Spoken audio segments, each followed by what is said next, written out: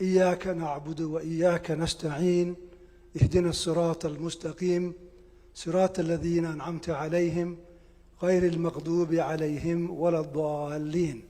Amen. Thank you. Let us pray.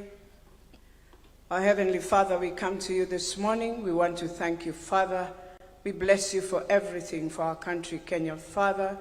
How we bring all our leaders unto you, His Excellency the President. And Father, we want to pray for the soul of our leader, Raila Amolo Odinga.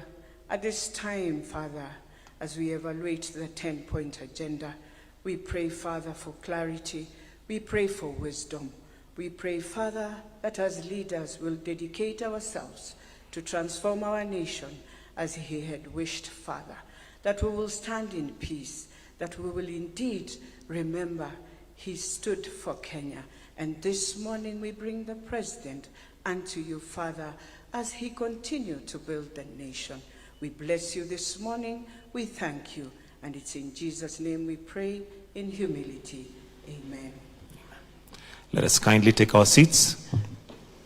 Your Excellency, Dr. William Samoei Ruto, President and Commander-in-Chief of the Kenya Defense Forces and the UDA Party Leader. Professor Abraham Kithure Kindiki, Deputy President and Deputy Party Leader, UDA. Party Leader, Oburu Oginga, UDA and ODM Party Chairpersons, Secretary Generals, Governors present, led by the COG Chair, all party officials present, and all members of Parliament and invited guests present. Your Excellency, sir, it is my distinct honor to start off the program to invite His Excellency, the Deputy President, who will deliver the scorecard. And I request that we give him a warm round of applause as His Excellency, the Deputy President, takes the stage. Welcome, Your Excellency.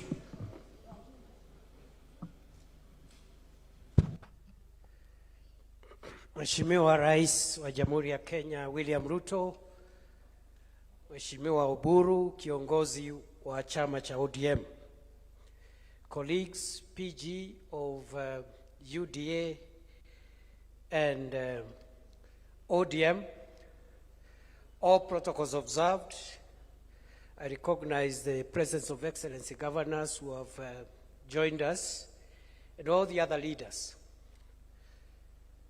Your Excellency, first I want to thank the members of the National Assembly and members of the Senate, because the scorecard which we celebrate today, the achievements of this administration for the last 3 years, could not have been possible without the unwavering, consistent, and faithful support from the two houses of Parliament.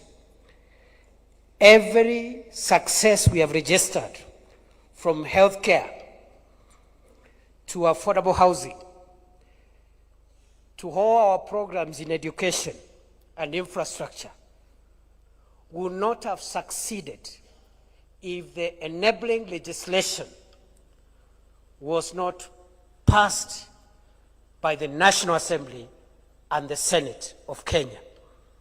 And because we are the majority, our two parties form the majority of the members of the two houses, history will be very kind on these members, because as we assess the progress made in the transformation of our country, there will be a very, very prominent chapter on the role that the National Assembly and the Senate played to actualize the flagship projects of the broad-based administration. Your Excellency, I've been given 20 minutes to say very many things. I'll try to keep the time, and we have agreed with the leaders of the houses that after the 20th minute they can ring the bell. Your Excellency, the last 3 years have been phenomenal, because when you were sworn in, and iko kitabu, there is a booklet with the scorecard, so that you can help, you can be able to follow as we go through. I will not be able to say everything, but I'll be able to give the key highlights in the 20 minutes which I have. So, Your Excellency the President, when you were sworn into office on 13th September 2022, the economy of Kenya was in bad shape because of a number of factors, mainly the disruption of the supply chains because of the war in Ukraine and Russia, the COVID-19 pandemic that has shut down our economy for more than a year, and other shocks, including the drought that had ravaged our country. Because of these economic shocks, our economy was in bad shape. Kenya was one of the 6 countries in Africa that had been predicted to default in their sovereign debt, the others being Ethiopia, Chad, Ghana, Gambia, and Zambia. Out of the 6 countries, including Kenya, that had been predicted to default in their sovereign debt obligations, only Kenya survived. All the other 5 countries defaulted. Why? Because immediately you were sworn in office, you made very difficult, painful, and unpopular decisions that helped bring our economy back on track, including negotiating a G2G arrangement for the supply of crude oil, which was not available in 2022 September. People were queuing to buy petrol. And we saw the escalation of costs of petrol, which is a big contributor to inflation. It kept on increasing until it reached a high of 2018 shillings a litre. Over the last 3 years, Your Excellency, through your leadership and with the support of the broad-based administration, we've been able to bring down a number of macroeconomic indicators that were affecting our economic environment. Number 1, prices of essential commodities that had skyrocketed and therefore influencing the cost of living negatively have been stabilized over time, including unga from 250. Today, unga from 138 shillings going forward, you'll get your unga depending on the type of unga that you want to consume. But from 138 shillings, you'll get your unga. Your Excellency, fuel which had gone as high as 217, 218 shillings a litre has been going down continuously. Over time, losing over 40 shillings. Today, we are at 178 a litre. Your Excellency, inflation, which was at 9.6% at that time, is now stable for more than a year. It has been somewhere between 3.5 and 4.5%, which is within the central bank preferred midpoint. The Central Bank of Kenya preferred midpoint for inflation is 5%, plus or minus 2.5%. We are below that CBK benchmark. Last month it was 4.3%.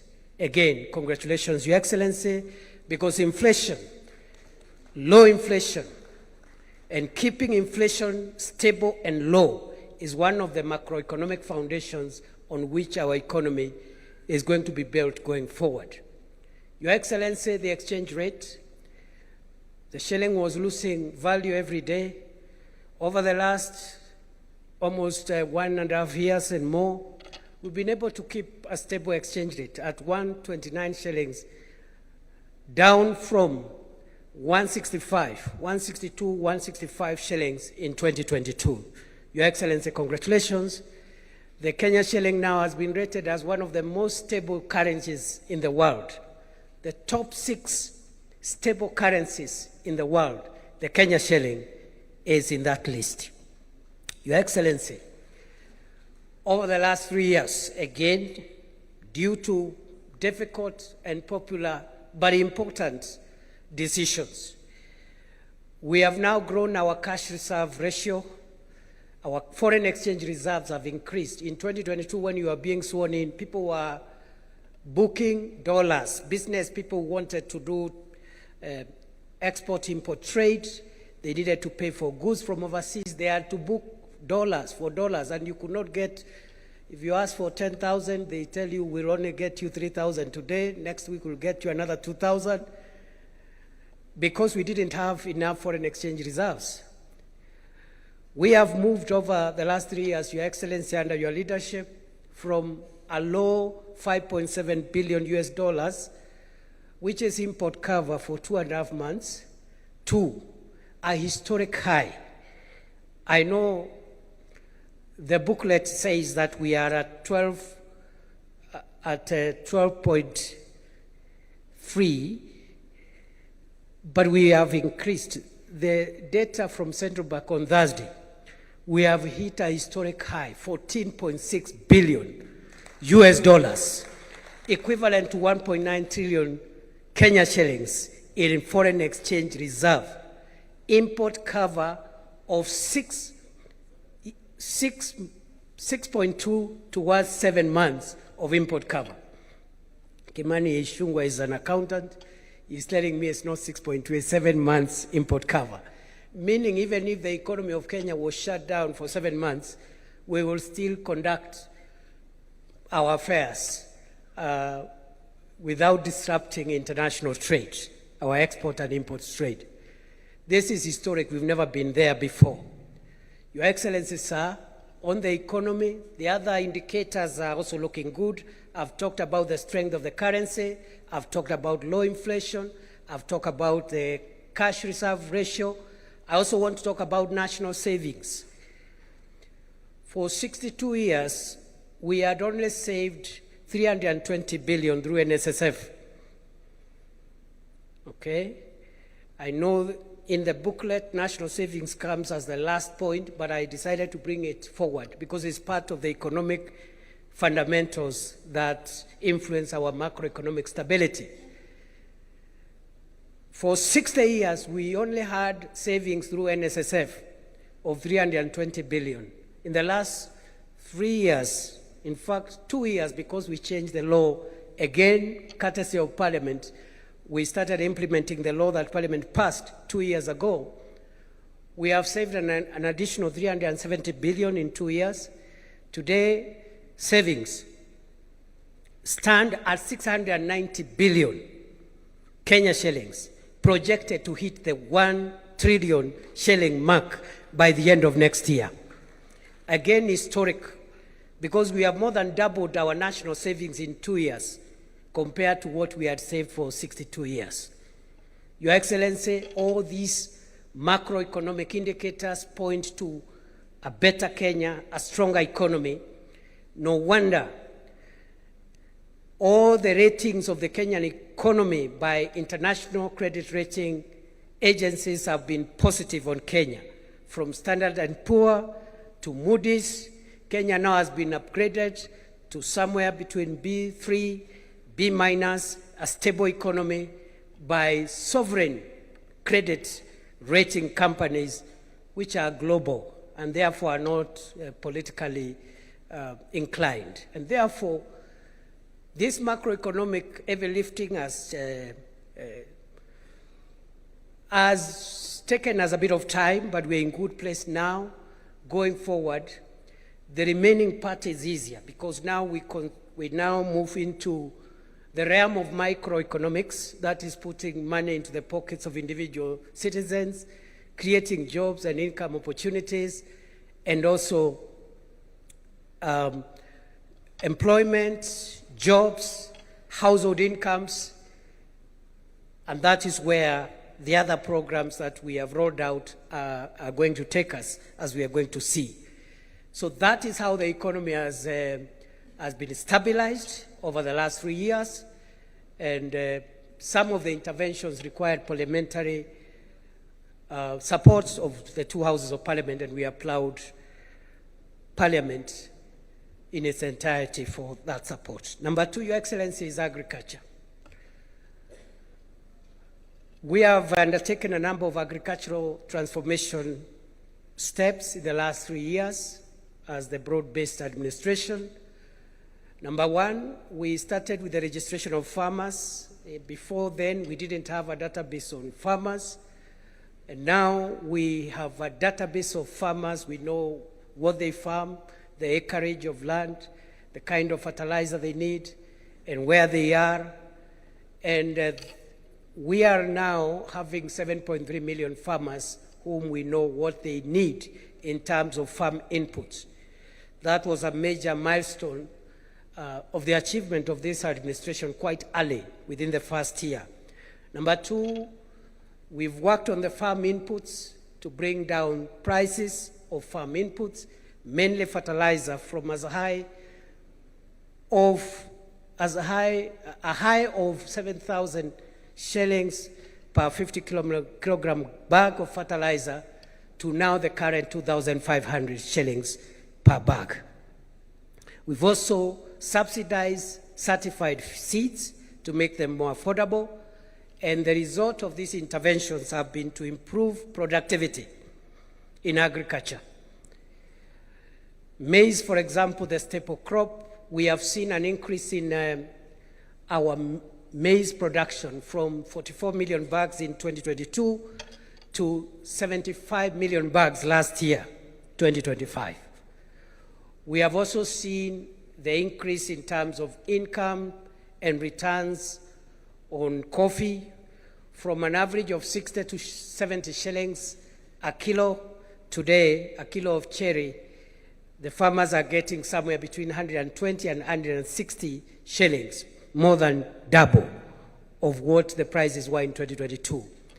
Earnings from tea over the last years have improved from 154 billion in 2022 to last year 215 billion Kenya shillings, the highest returns from tea in the history of our country.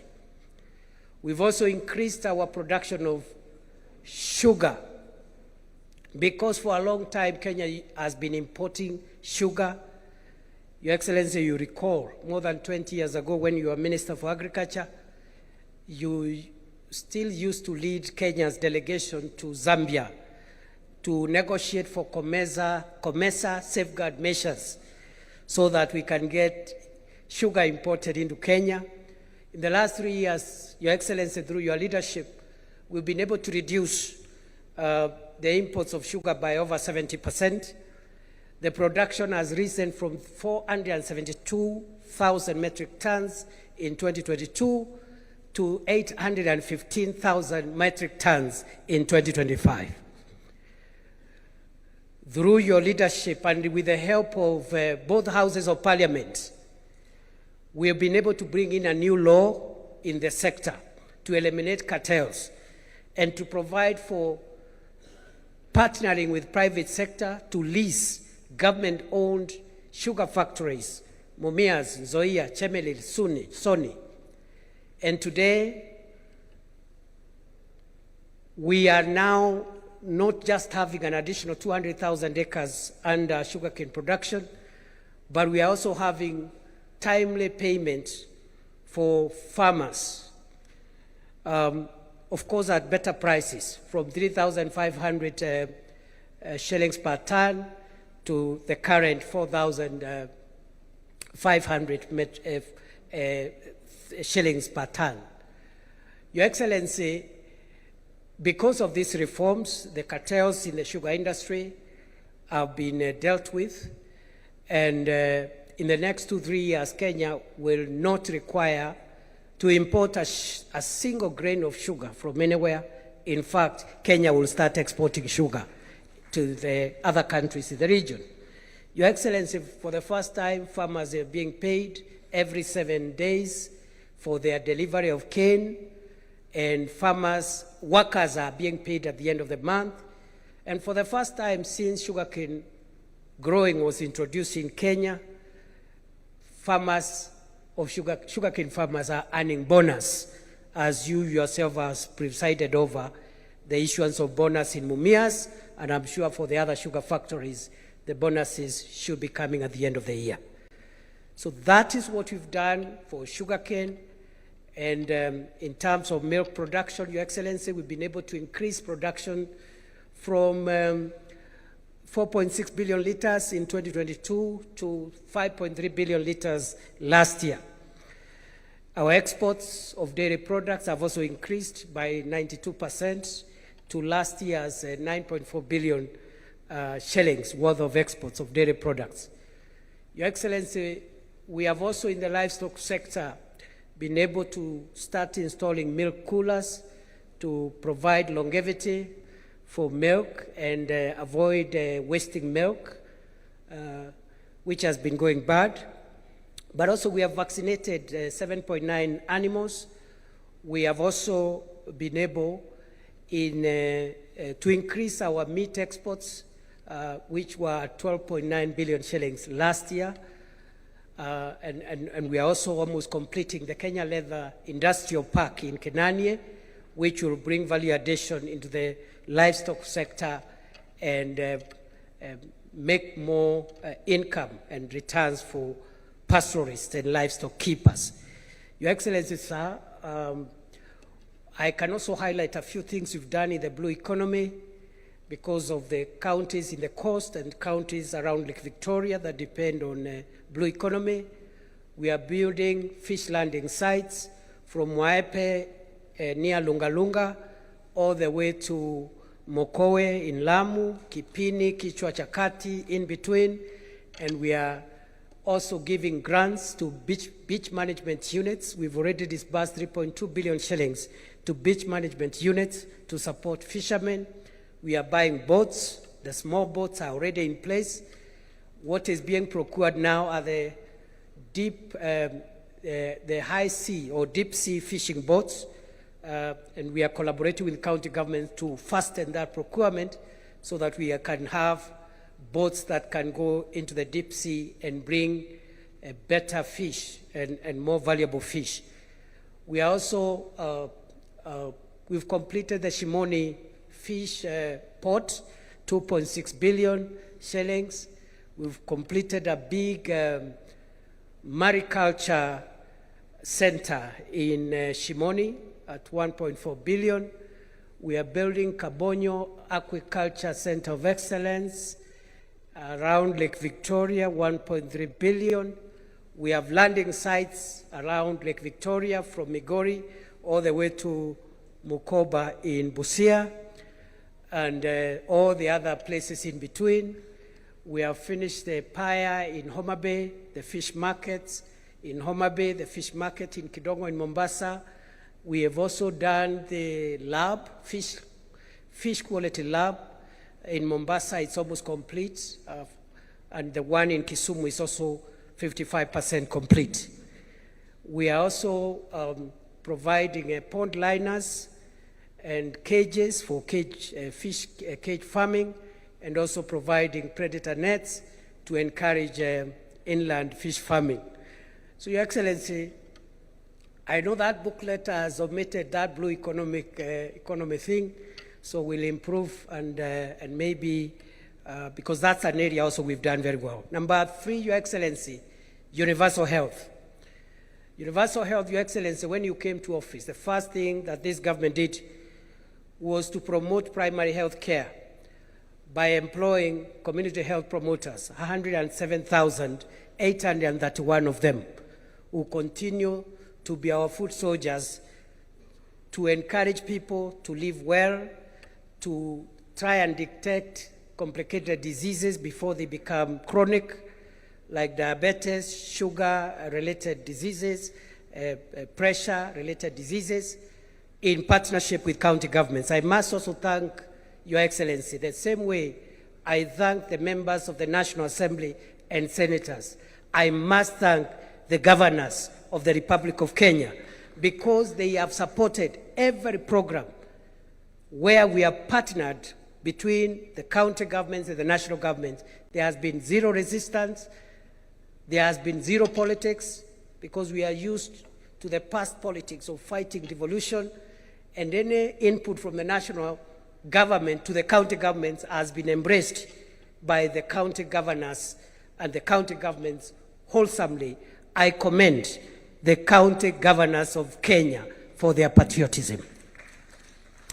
Your Excellency, under universal health care, as of this morning, we have registered 29.8 million Kenyans into Taifa Care, which is historic because we are coming from 7 million shillings, 7 million Kenyans under NHIF.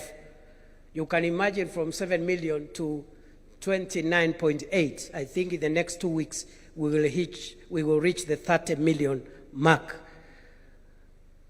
I can see the governor of Mombasa. Mombasa continues to lead. As of this morning, 932,000 residents of Mombasa out of 1,190,000, 78% are enrolled under Taifa Care. I see the other governors are trying to incite me to also mention, I will not name them, but the top 5 counties for purposes of record is Mombasa, followed by Bomet, followed by Elgeyo Marakwet, followed by Kirinyaga, and Tharaka Nithi closes the top 5. Your Excellency, it's only that we are in a formal meeting. I would have asked that question.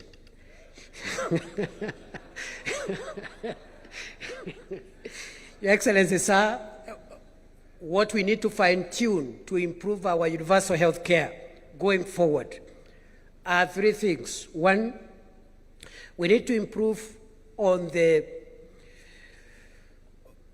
health commodity supply chain. There are still a few gaps in the health commodity supply chain system. Number 2, we need to improve on the actuarials of the universal health coverage to make sure the premiums that are paid are able to provide quality packages for all kinds of treatments across the board.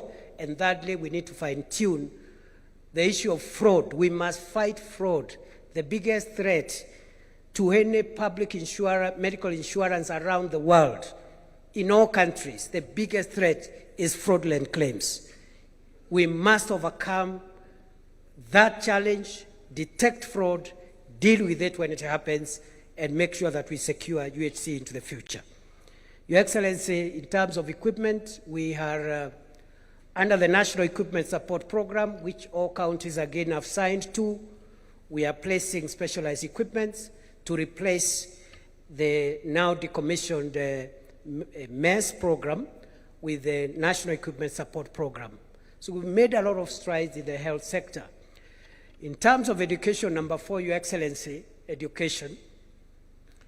When you were sworn in office, there was a lot of hue and cry. Everywhere we went, citizens used to tell you and to tell the rest of us, if you get into office, abolish CBC. Today that noise has died completely. Why? Because immediately you were sworn in office, you established the Presidential Working Party on education reforms. High-level experts, stakeholders, students, lecturers, and all the people in that space contributed to the streamlining, the reforms that we have implemented that streamline the CBC program. Transition has been going on. We just transited into grade 10. I'm told we are now 99-point-something% transition into grade 10 in the 3 pathways. There is still work to do, but at least we provided clarity on the CBC program. We have employed 100,000 teachers. Our commitment in the manifesto was 116,000 teachers. We will close the gap this year, and we will celebrate that milestone as well, because we discovered during our campaigns that there was a poor student-teacher ratio. By that time, it was 1 teacher for 45 pupils or students. Today, we have reduced that ratio from 1 to 45 to 1 to 29, one of the best in the world. Even it is somewhere between 1 to 25 and 1 to 30. So we are doing well. The textbook ratio in our country is among the best in the world, 1 to 1. The textbook student ratio of Kenya is among the best in the world, 1 textbook for 1 pupil or student. Your Excellency, we have built 23,000 classrooms. 7,000 of those classrooms have been built by members of parliament from the National Assembly through CDF. And 15,000 classrooms have been built through the national government. Your Excellency, we have also been able to employ 3,300 tutors for our TVETs, and we have also achieved a number of things. Number one, we have increased the budget in education from where it was in 2022 when you took over. Here, it will be 738 billion. Going forward, we also have increased capitation for universities. Funding for our universities has moved from 45 billion in 2022 to 82 billion last year.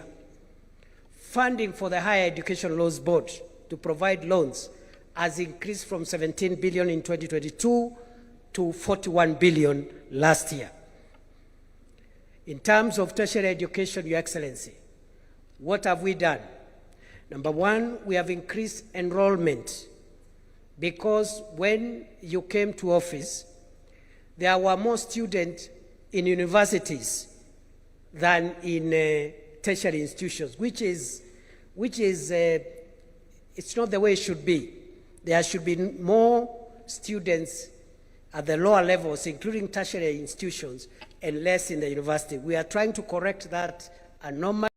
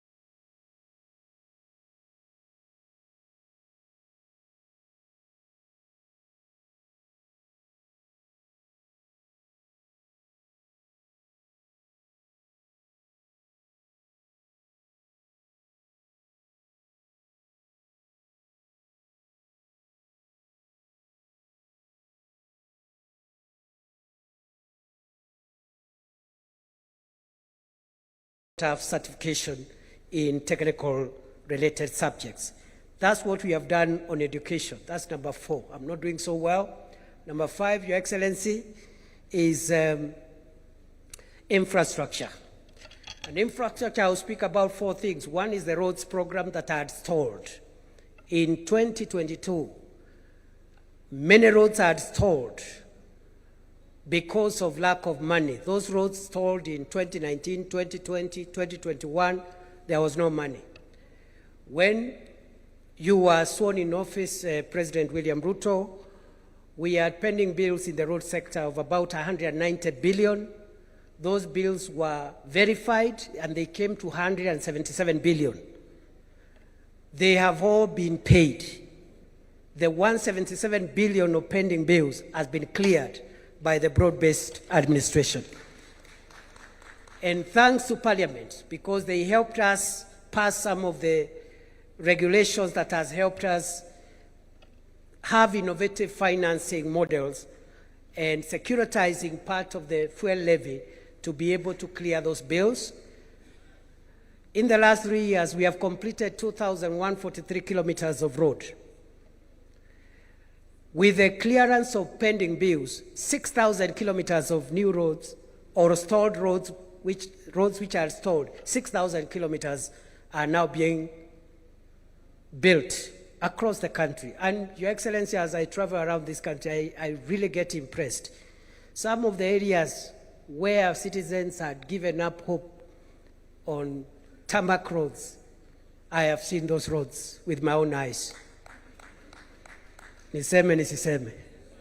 From Mandera to Ramu, to Kitoka Lamu, Gare, from Gare, Elwak, Kobo, Kotulo, Tarbaj, Wajia, Samata, Modogashe, Garbatura, Kulamawe, Isiolo.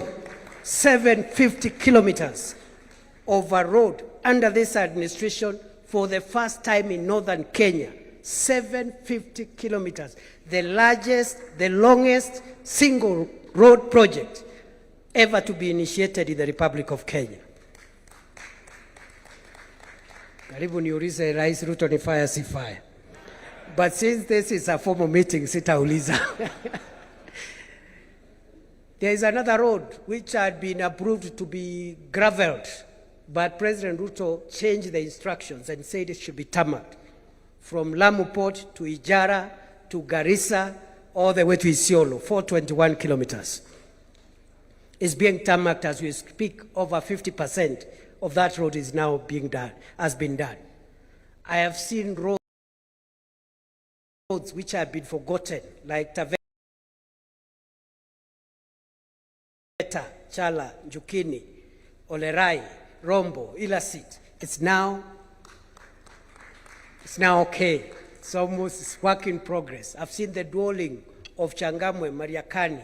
I've seen the dwelling of Mtwapa to Kilifi, going into Malindi is ongoing. And the flagship one, Rironi, Mau Summit, which is being worked on as we speak. So there's a lot of progress. That is the roads. Electricity, we have increased the connectivity of electricity from 8.8 million households in 2022 to 10.3 million households in 2025. And we are on course towards universal electrification by 2030, as was envisaged in Vision 2030. Our connectivity in electricity now is 66% nationally, one of the highest in Africa. Some of the African countries are still at 11%, 18%. Your Excellency, in terms of affordable housing, markets, and hostels, this is part of public infrastructure. And we've done well in that front. 230 active sites in 44 counties. Contracts now approaching, with the new contracts that are being signed now, we are approaching 800 billion of contracts under affordable housing, markets, and hostels. Already,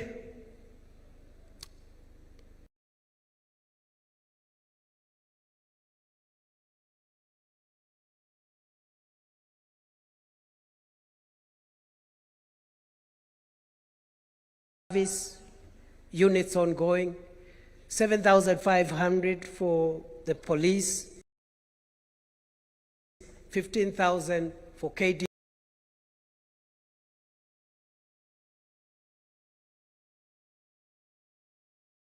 And the list is long. That is what we've been able to achieve under affordable housing, markets, hostels, and institutional building space. So in infrastructure, I will also put in ICT achievements. What have we done in the last 3 years? 30,000 kilometers of fiber optic connectivity, 316 ICT hubs complete and are being used. Another 400 under construction, ICT hubs. We have business process outsourcing centers which are operational. One is in Tatu City and a few others. We also have, in that space of ICT, we have distributed 20,000 devices, computers, in many of our ICT hubs. That is what we've done in infrastructure. Number 6, jobs. Very quickly, this affordable housing, hostels, and markets program has created 500,000 jobs. The target is to reach 1 million jobs by the end of the year. The ICT hubs and the Kazi Mtandaoni program, 300,000 jobs. Other than the 500,000 jobs in the housing and hostel space, we have Climate Works, which has created opportunities for 142,000 young people, starting with the Nairobi River project, but also in other projects. Your Excellency, we have Kazi Kwa Ground, And the kazi kwa ground is the 100,000 teachers you have employed. It is the 500,000 teachers and affordable housing and hostels. It is the 142,000 climate works. It is in 10,000 security officers recruited in the last 3 years, the police, the military, and it is also in the many other recruitments we are doing in the public sector and the many opportunities created in the private sector because the economy is recovering. Kazi kwa ground. Under the kazi mtandaoni, I have said 300,000 people, young people are working. Under kazi majuu, 538,000 young people working abroad under kazi majuu. And they have not gone there by chance or by trial and error. It's because of deliberate government interventions. Which ones?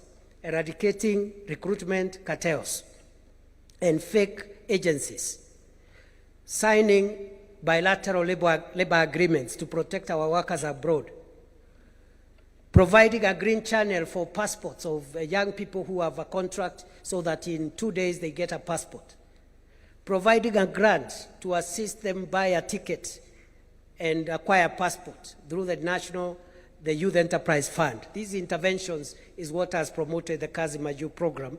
We have now 538,000 young people. We want to target 1 million young people by the end of the year under Kazi Majuu. Enterprise support for young people. The Nyota program, Your Excellency, which you have been presiding over, the first component of Nyota, which is business support, has reached 123,000 young people. All the components of Nyota will reach 820,000 young people. And you have directed us to look for ways of expanding that number into 1 million, even 2 million.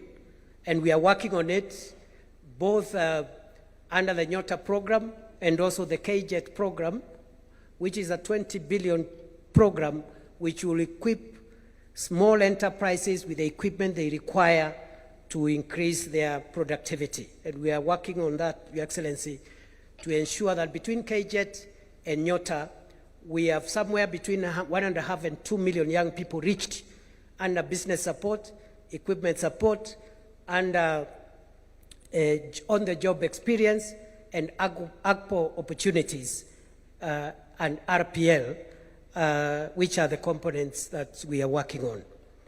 That's what we've done in the job space. Very quickly, sports. Since 1987, we've never built a stadium. The 2 stadia which were there, the main one, Kasarani and Nyayo, were dilapidated. President Ruto and his broad-based administration has been able to renovate Kasarani to FIFA standards, and also Nyayo. But we have also built the most iconic sports stadium in this part of the world, the Talanta, which is going to be like our main flagship sports city for our country. And as we look forward to hosting AFCON next year. Your Excellency, you're building another 24 stadiums in other parts of the country, from Nanyuki to Voi to Wajir to Homa Bay is complete, Kitui is complete, Kinoru in Meru is complete, and many others. Your Excellency, allow me to talk about security reforms as I wind up.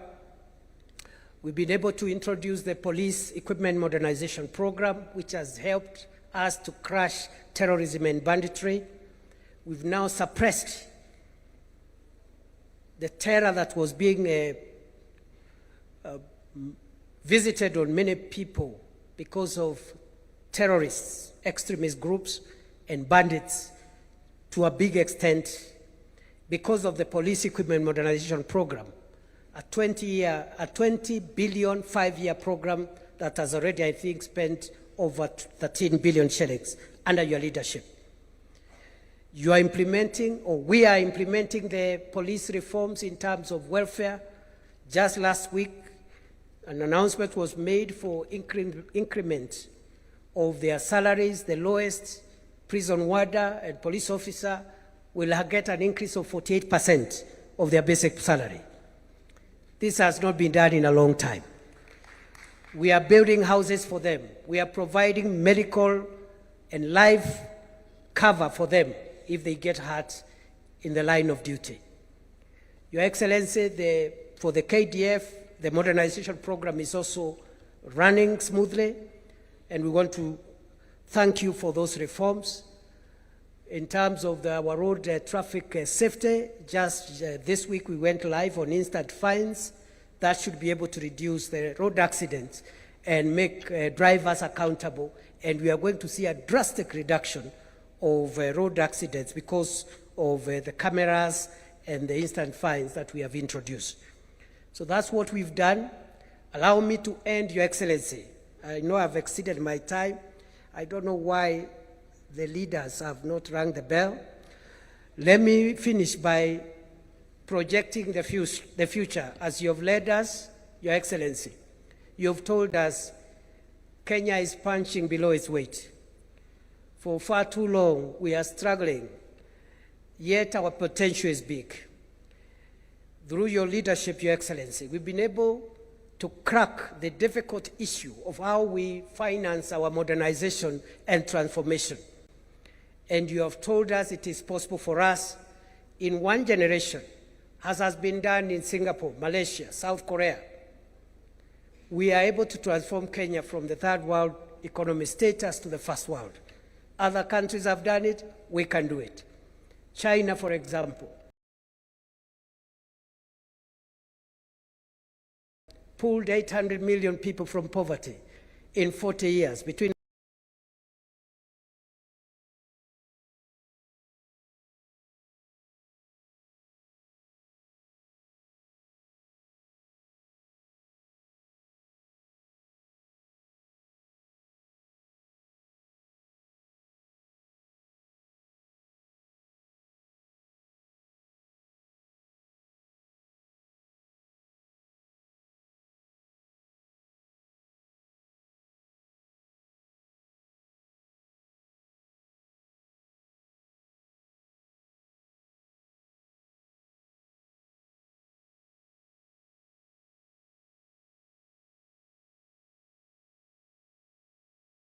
what we did with that money. We've showed Kenya Re before, we don't know what we did with that money. The money now we are offloading from some of our assets goes into this fund to define our future.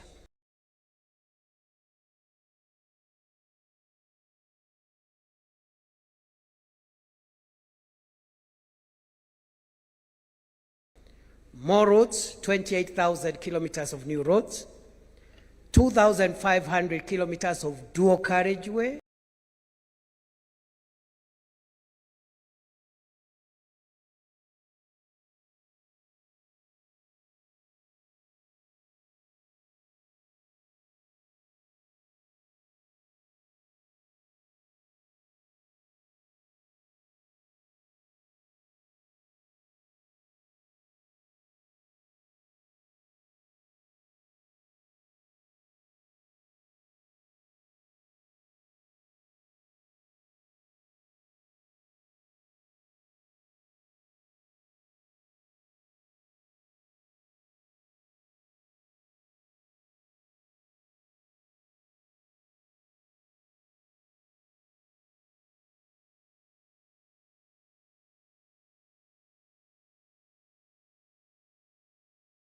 Your Excellency, with your permission, allow me to now call on Agnes Zani, the Chairperson Committee, to oversee the implementation of the 10-point agenda and the NADCO report. Let's give her a warm welcome as she gets on stage. Thank you very much.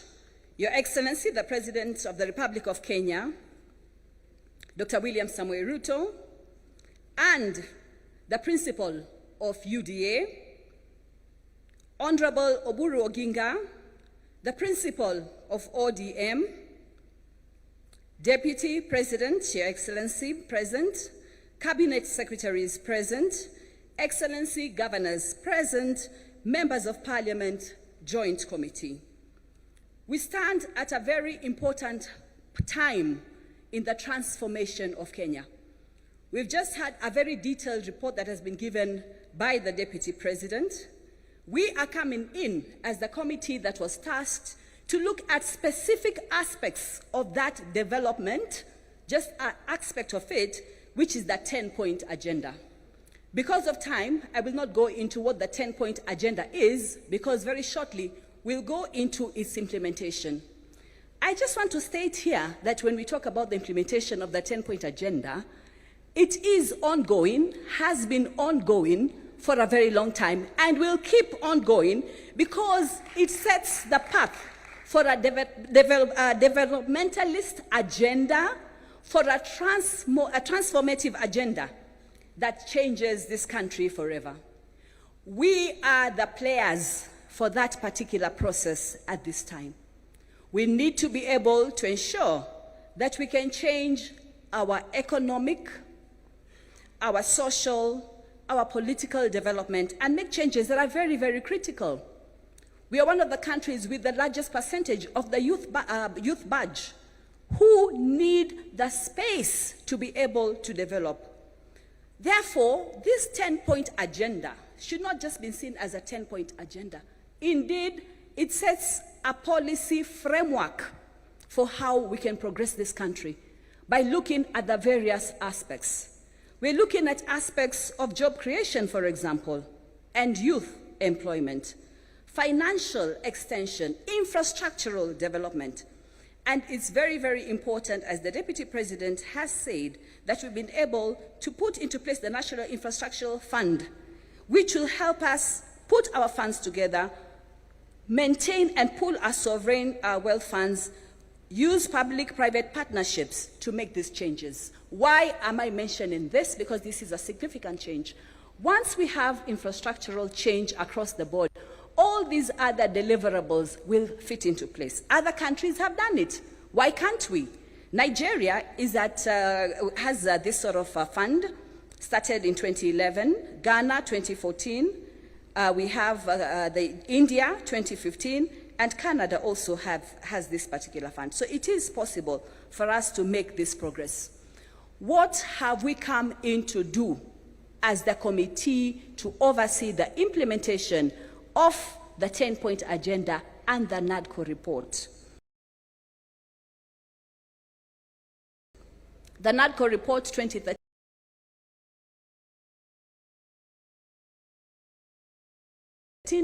of course, 2023, of course, gave a raft of measures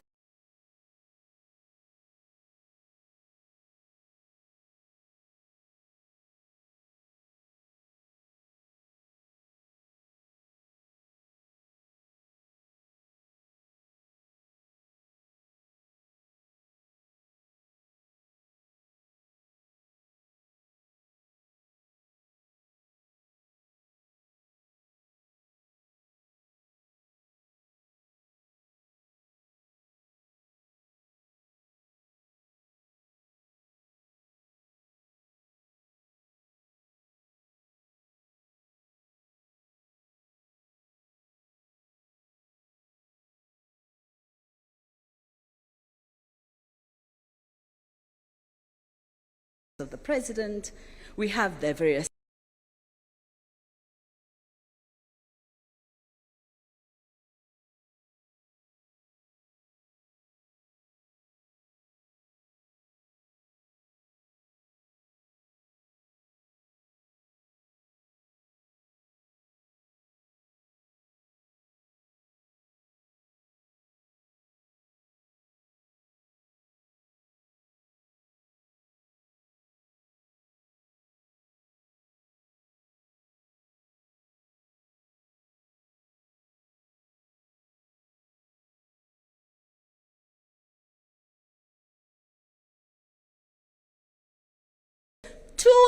two political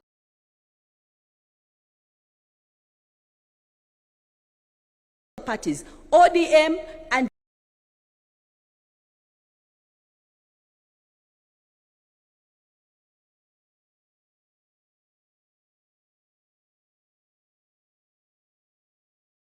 ODM principal, we have Dr. Oburu. So there is perpetuity and continuity in this very, very critical process. Through this, we've been able to engage with various stakeholders. We've had consultations with various stakeholders. We went through public forums throughout the various parts of the country to bring in this information, and we're about to deliver exactly that. Kindly allow me to acknowledge, with a lot of humility, the members of this committee. Could you please be upstanding so that you can be recognized? Members of the COINTEN, we call ourselves COINTEN, it's just an acronym of the committee overseeing the implementation of the NADCO report and the 10-point agenda. We have as just joint secretaries, Mr. Bore and Mr. Ongwen. Mr. Bore, Executive Director of UDA, Mr. Ongwen, Executive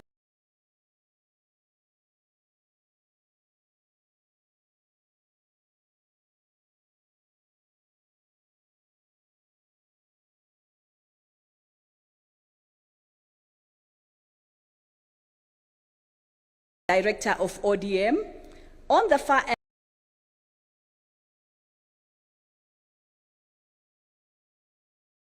trajectory of taking us into being completely developed country, following on various stages that we have passed through and what we need to be able to get to. So we then say, as a committee, this is a task that keeps going on.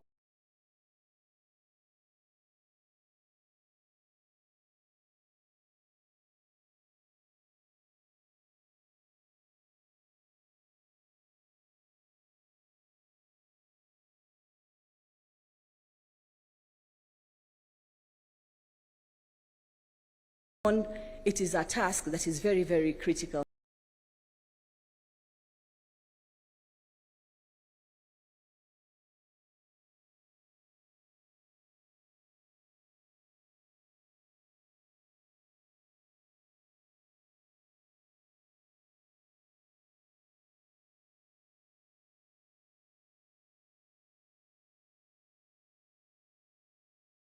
From Kenya, once and for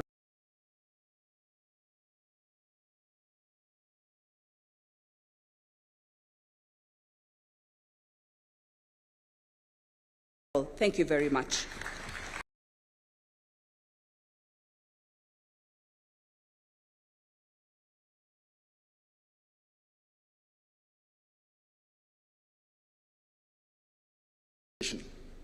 Various key issues that are marked as achievements have been enumerated by His Excellency the Deputy President, and I will not go much into that.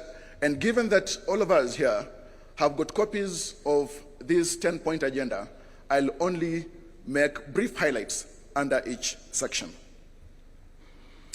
The building of a nation is a project that never comes to an end, and that is why His Excellency President William Ruto has committed to put in place critical measures to ensure that Kenya moves forward, and as he has spoken numerous times, to move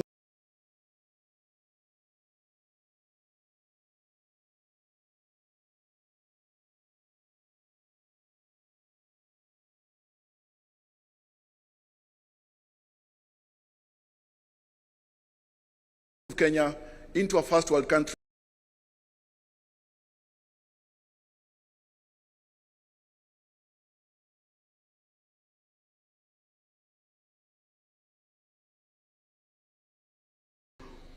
And also following the challenges that bedeviled this country, we had UDA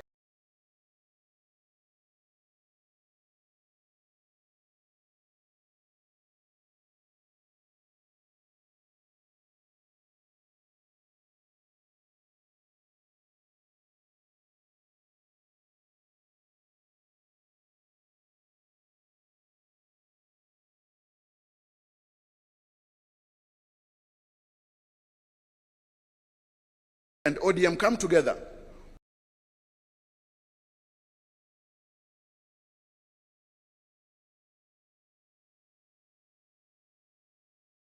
stopping wastage of public resources, protecting and promoting sovereignty of the people,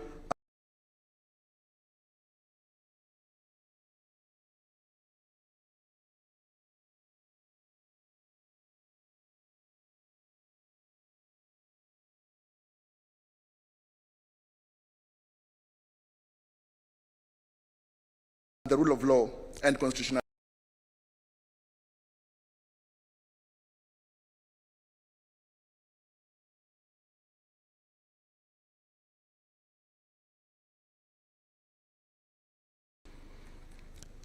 The Parliament received 9 bills from NADCO.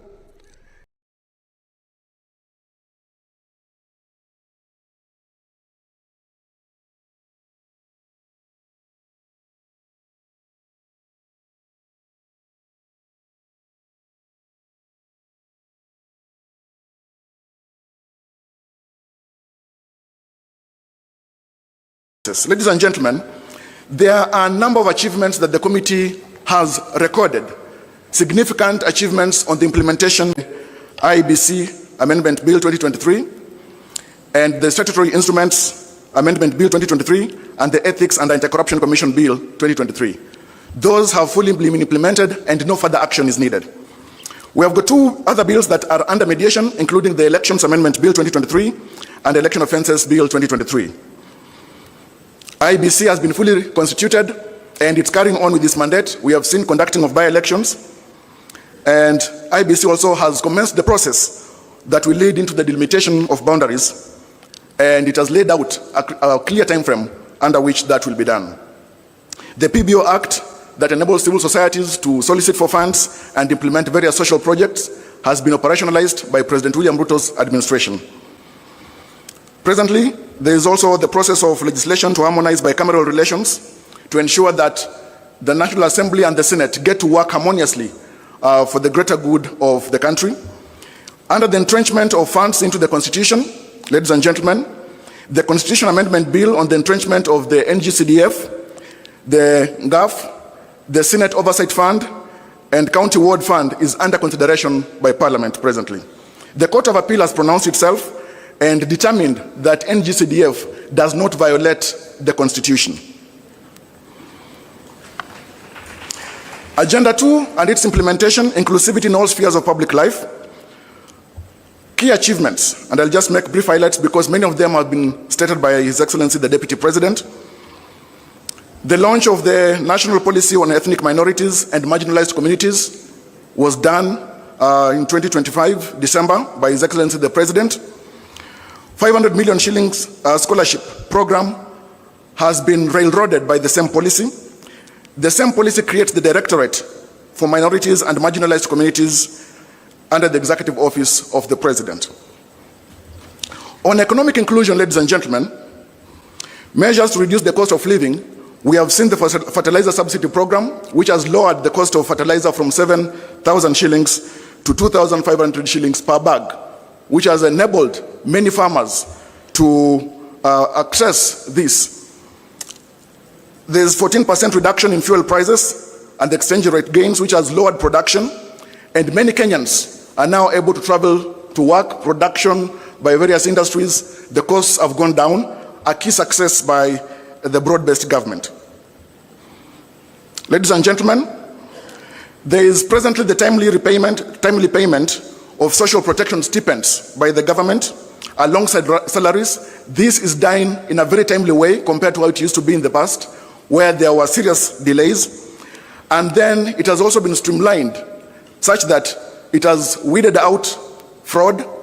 And in the past, many people who are able used also to fraudulently access the social protection funds. This has been weeded out.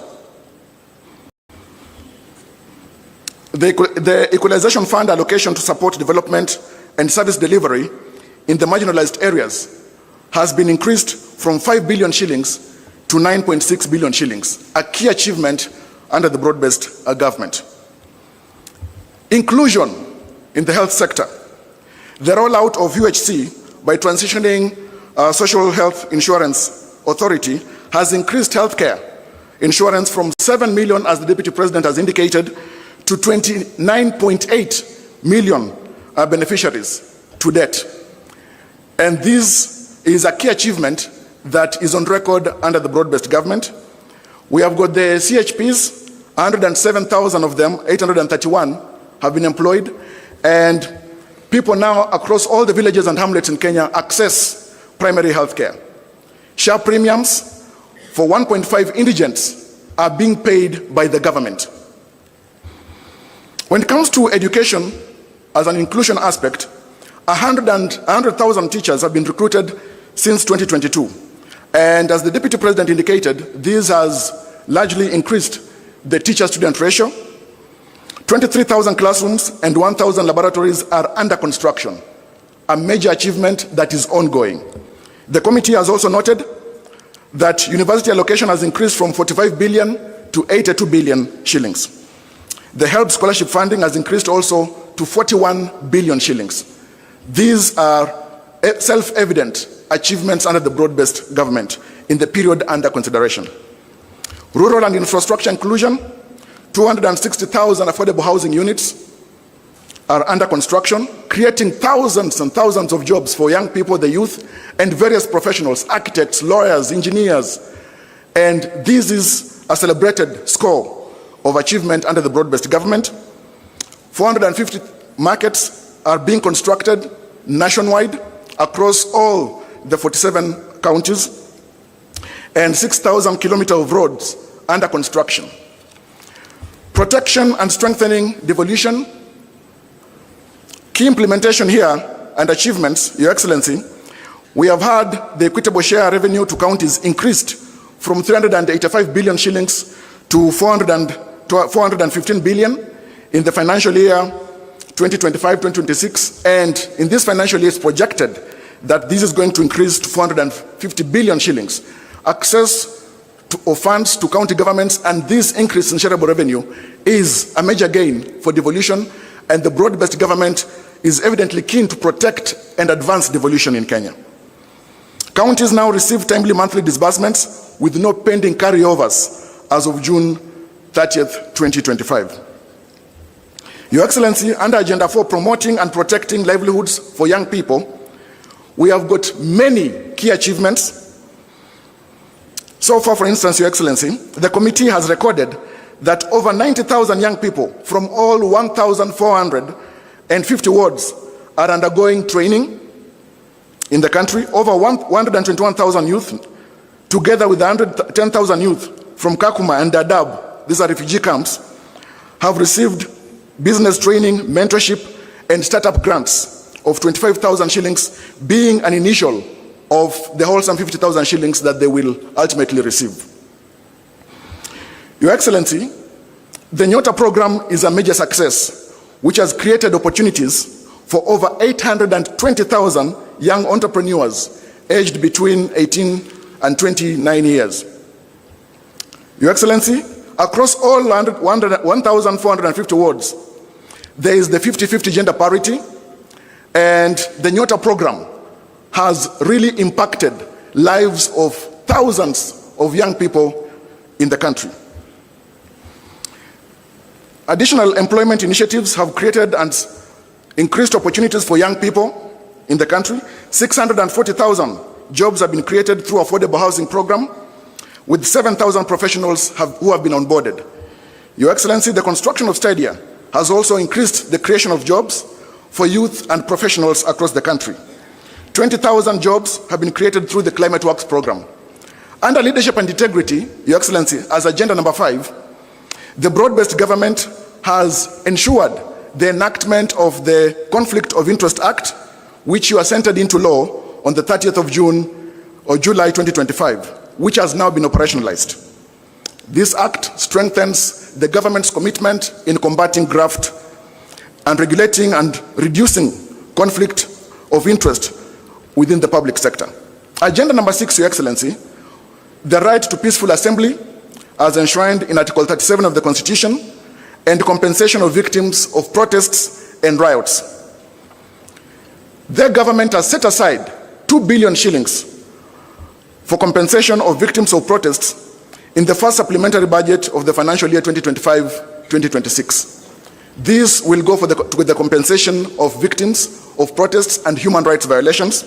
Your Excellency, 4 days ago, a panel of experts for compensation of victims was gazetted by the head of public service under a framework that will be developed by the Kenya National Commission on Human Rights, and already these railroads the compensation of victims, which has been a key issue raised by even citizens whenever we've been moving around the counties in the public participation process. From 2023 to 2025, IPOA has handled 820 cases of alleged police misconduct during public order management, securing convictions for 35 cases involving 49 officers, and recommending disciplinary action against 30 officers. This has been done by IPOA. The demonstration bill, which sought to restrict the right to assembly of protesters, was withdrawn. This was initially intended to curtail the rights. The Ministry of Interior and National Administration has issued policy directives limiting excessive use of force and strengthening training and retooling of police officers for lawful crowd management. Agenda number 7, Your Excellency, national debt. The broad-based government, ladies and gentlemen, has commissioned a comprehensive forensic audit of the public debt by the Office of the Auditor General to strengthen transparency, verify utilization of borrowed funds, and this has been an issue within the public, the issue of auditing our public debt. The broad-based government as well has reduced reliance on external borrowing by exploring innovative financing mechanisms. And just yesterday, Your Excellency, you signed into law the National Infrastructure Fund Act. Through liability management, the broad-based government has reorganized national debt portfolio to reduce financing risks and minimize the risk of default. There is greater emphasis placed on mobilizing domestic revenue, and this is ongoing under the broad-based government.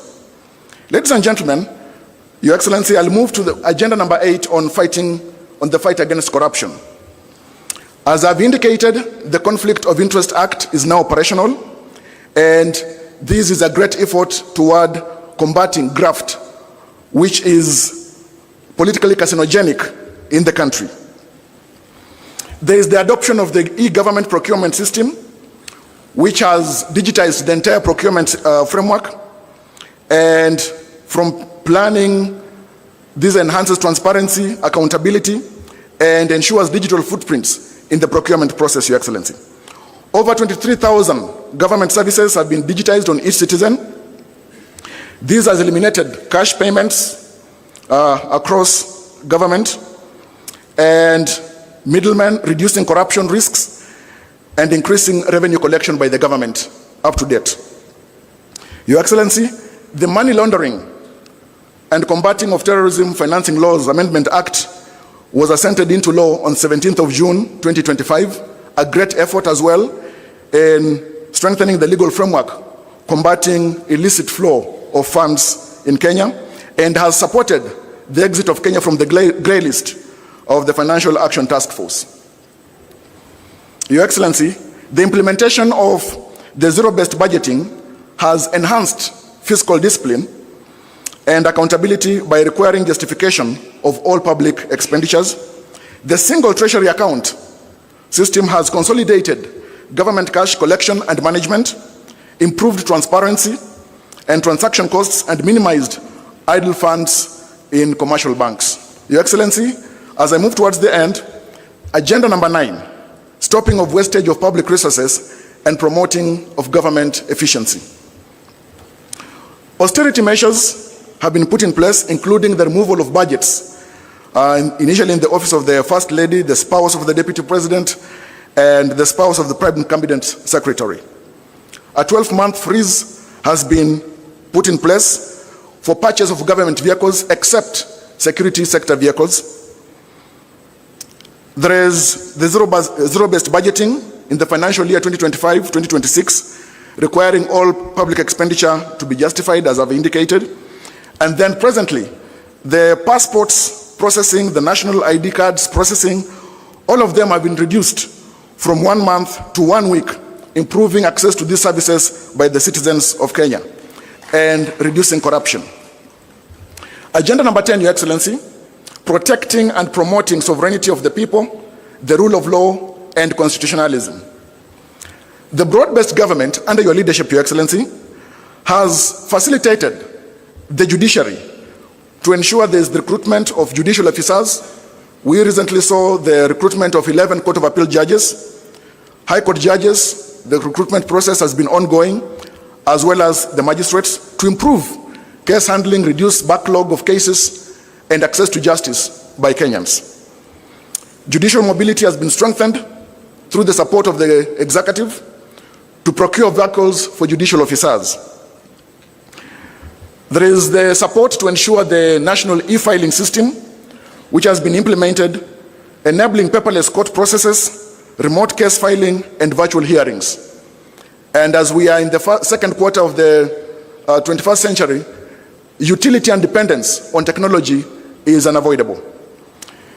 The judiciary as well has achieved near compliance with the 2/3 gender rule, with the 332 women judges and magistrates representing 47% of the bench. To ensure the adherence to the rule of law, the government has adherence to court orders and all decisions of the courts under the broad-based government and under the leadership of His Excellency President William Ruto. Ladies and gentlemen, the committee has made a few key recommendations which I will speak to briefly. There is need to ensure that the bills that are still pending at various stages in Parliament are fast-tracked. The committee recommends the formation of a broad-based mediation committee between the Senate and the National Assembly to fast-track consideration of those outstanding bills. This committee also urges Parliament to expedite and conclude outstanding NADCO bills within 90 days. To enhance realization of the constitutional rights under Article 37, the Kenya National Commission on Human Rights should spearhead legislation to safeguard protesters while protecting livelihoods and property.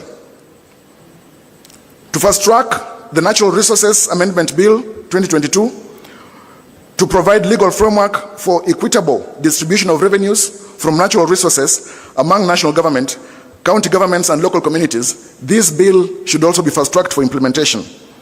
County governments are here urged to implement the National Policy on Ethnic Minorities and Marginalized Communities 2025 to promote inclusivity in governance and public participation.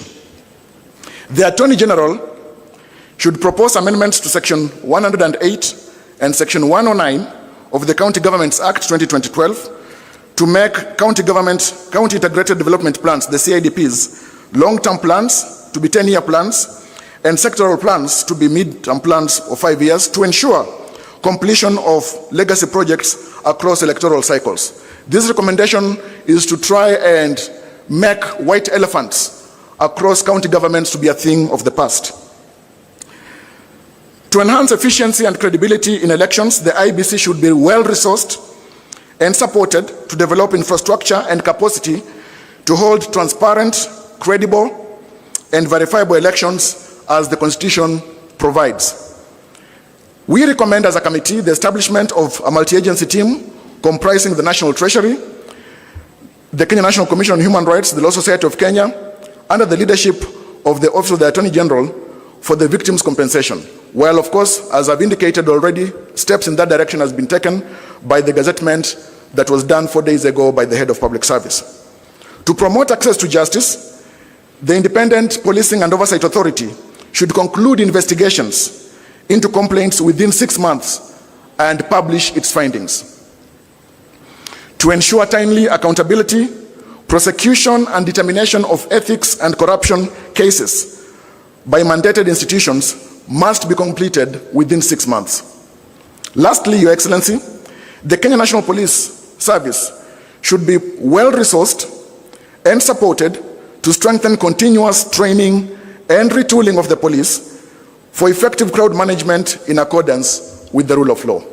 Your Excellency, we thank you so much for the time and the responsibility that you have given this committee, and we thank the broad-based government for the support that it has given and continues to give this committee to the completion of its duty. I thank you so much. Thank you. A hearty clap for Javas Bigambo. Your Excellency, it is now my pleasure to invite back His Excellency, the Deputy President, to progress with the program. Karibu, Bwana DP.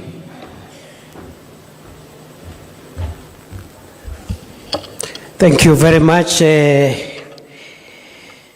Coin 10. Your Excellency, in the interest of time, we will run the rest of the program very fast because today is a parliamentary day. And this being a PG, I'm sure the two houses will want to proceed early. Your Excellency, the party leader of UDA, Your Excellency, the party leader of ODM, I will request Professor Nyang' Nyong'o, my academic senior, to come and say two things here in 2 minutes based on the presentation of the 10-point agenda, maybe on devolution and compensation of victims. 2 minutes for Professor Peter Anyang' Nyong'o. A round of applause.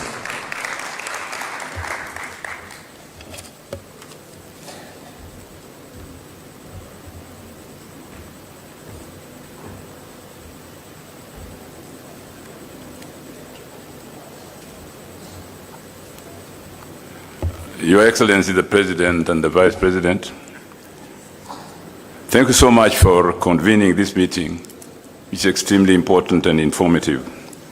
I will only say two things that are effectively dealt with in this report. That is devolution and compensation of victims. As you know, that some of us have been very concerned about the issue of victims, and I'm glad that today they've gone on record that the victims will be compensated. Secondly, devolution. You know, there was that famous story that a child always asks for more, and it's never enough. The Constitution of Kenya says that there are two levels of government, devolution and national, separate but interdependent. Kenya cannot really develop fully if devolved government is not fully funded for the development functions that it performs. I am grateful that it is said that the equitable share of revenue to counties has increased to 385 billion shillings in financial year 2024-2025 to 415 billion shillings in financial year 2025-2026. This is good. And it is projected to rise to 450 billion shillings in 2026 and 2027. We are happy about that. But you know, as I said, we will never stop asking for more. Thank you.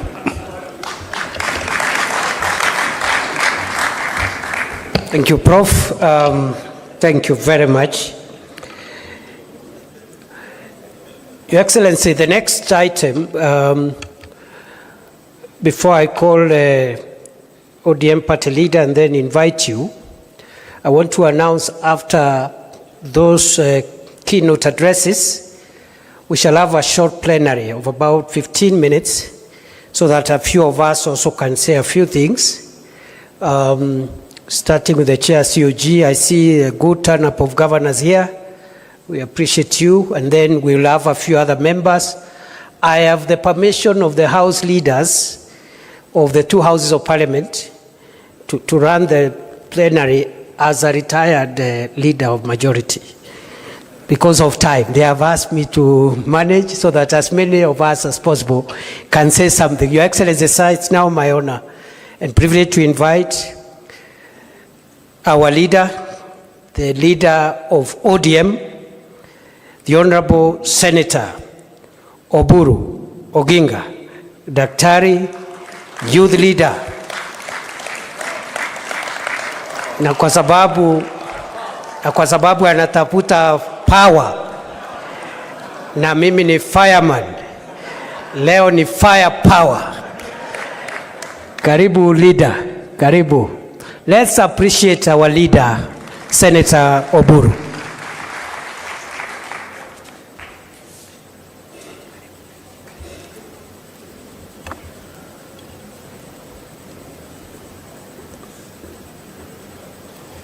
Your Excellency, the President of the Republic of Kenya and Commander of the Armed Forces, Dr. William Samoei Ruto, the Deputy President, and all protocols observed, fellow members of Parliament, I would like not to make, I have a written speech here, but I don't want to read it all. I want to have it here as part of the today's meeting, and I will give it to the press also to have it. But I am used to speaking off the cuff. It is better for me than reading long speeches. Your Excellency, the report of the 10-point agenda committee headed by my sister, Honorable Professor Zani, is finally presented to us as a joint parliamentary session. Mr. President, this is not a small feat. Mr. President, the country has been waiting for this. The country has been waiting for this because we are in this broad-based government, but there are people who thought that this report is the one which formed the foundation for establishing broad-based government.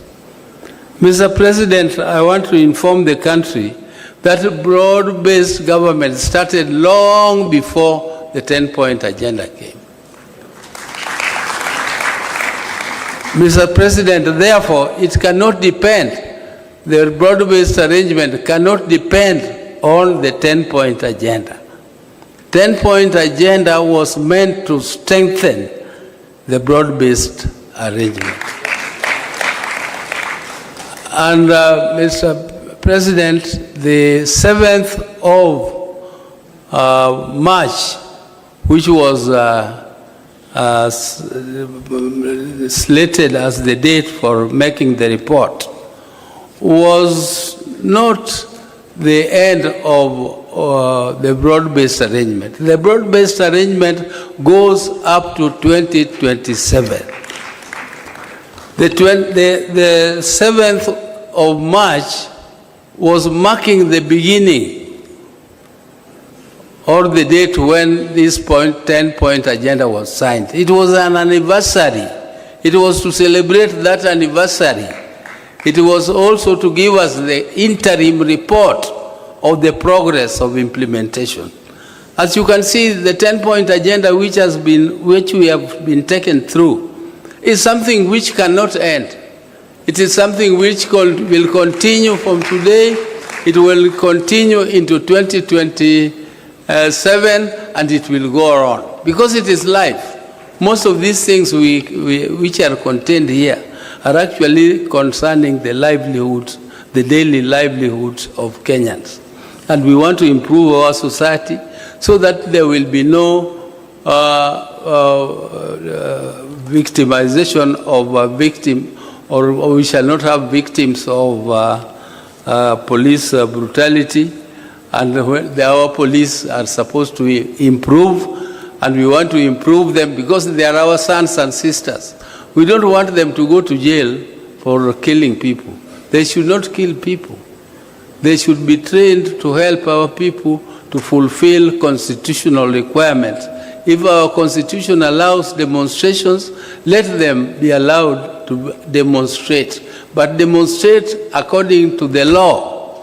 Not demonstrate, you just wake up and you say, I want to go and demonstrate because it is my constitutional right. Yes, it is your constitutional right, but the law states how you should do it. The law guides.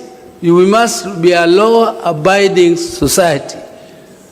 And by abiding by that, what we are saying, is that those who violate the law, those who violate the Constitution should be punished. They should be punished. But we really don't want to trap our people that you employ them in police and then tomorrow you have not trained them well and you jail them. That is not the intention of the Constitution. We want our police to be professional, but for now we are going to compensate those who lost their lives. Compensation of life is not something which you can do. You cannot replace a life. You cannot compensate it. There is no cost to it. It is just to give some, to give some pole to the people who lost their loved ones. And use pole for those who were injured in those demonstrations. It is not to compensate. It is, even though we call it compensation, but you cannot compensate life. So those who thought that, who were saying that there is nothing absolutely which has been done on the 10-point agenda, shame on them. Shame on them, because you can see there is a lot which has been done and there is a lot which is still remaining to be done. I am very, very impressed, particularly by the agenda of infrastructure. The infrastructure is the game changer, and that is the game changer for the whole world. If you go to these countries, we are saying we want to go to Canaan through Singapore. That Singapore used exactly the same methods we are using, including the infrastructure fund, including this infrastructure fund which the president signed into law yesterday. And it is infrastructure, infrastructure, infrastructure. That's what we said as a party, as ODM. If we continue to implement these infrastructural projects, the major ones like the SGR through Kericho to Kisii, Kisumu, and up to Malaba and Busia, is a big game changer. This big road, which is connecting us with Uganda from Rironi, is a big game changer. And I was so impressed by the report about Northeastern. Northeastern Kenya is regarded to be an arid and semi-arid land. But there is a lot of wealth there. The country concentrated on what was called the high potential areas.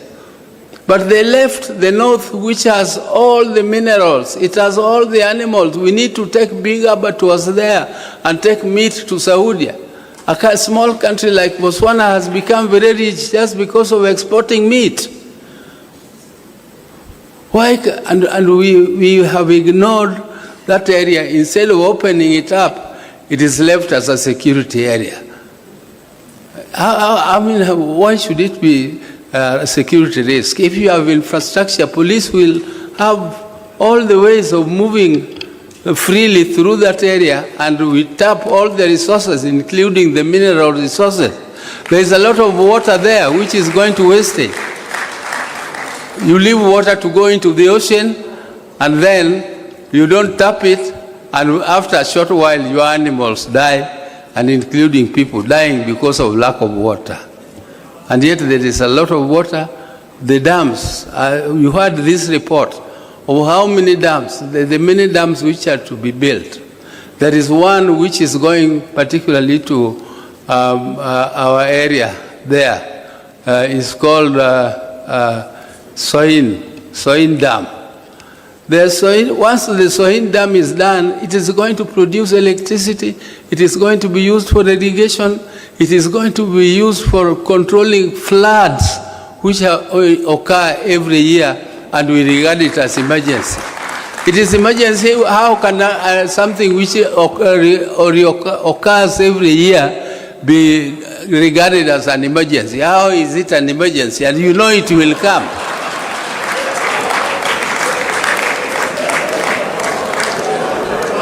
So you have Thank you. Yeah, I don't want to. Your Excellency, I said I'm not very good at reading speeches, and therefore I will leave this my speech. I don't know. I will give it to the President, but I have spoken my heart. I've finished what I wanted to say. Thank you very much.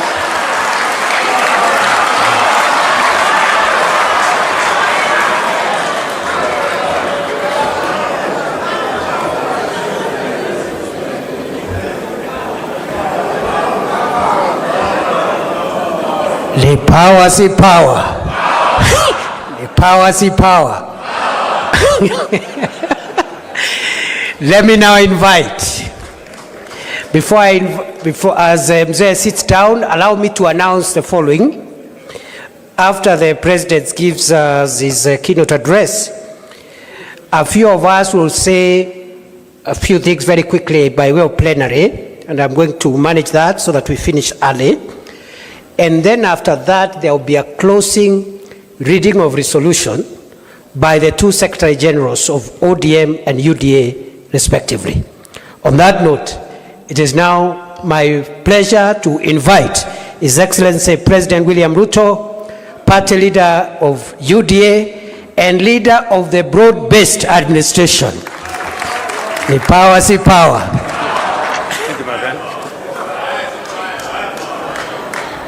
Aya, asanteni sana, tafadhali tuketi. Thank you very much.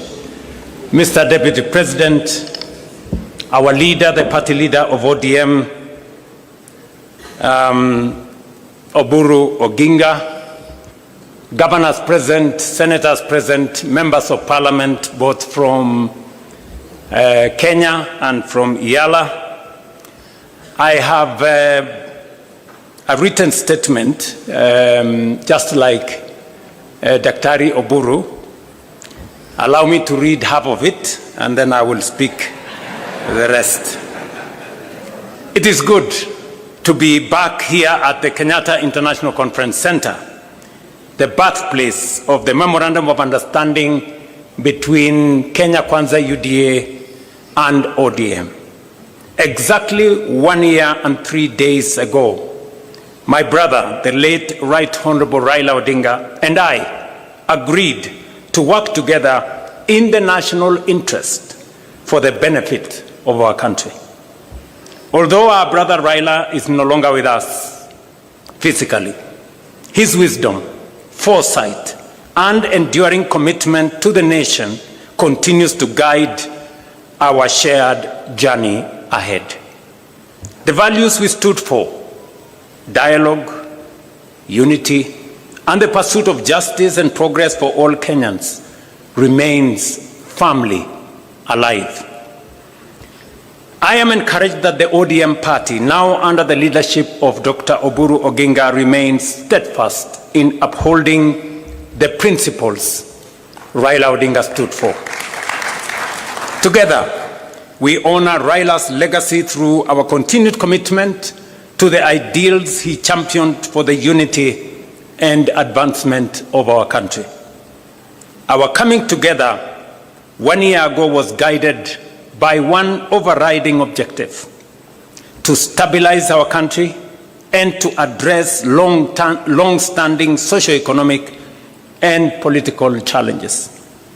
For too long, our politics had been consumed and trapped by division, tribal competition, and regional rivalry instead of focusing on the real issues affecting the lives of all Kenyans equally.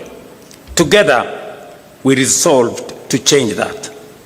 Today's joint parliamentary group meeting between the two parties is therefore significant, not only because it reflects the spirit of that agreement, but also because of the responsibility we carry as leaders to deliver on commitments made to the people of Kenya. We had planned to mark the first anniversary of the signing of the MOU on the 7th of March by assessing the progress made in implementing the agreed agenda. However, as you all know, in the days leading up to that date, our nation suffered a tragic loss. We lost a distinguished member of parliament, the late Honorable Johanna Ngeno of Emurua Digir, who was a committed member of this parliamentary group and a dedicated servant of the people.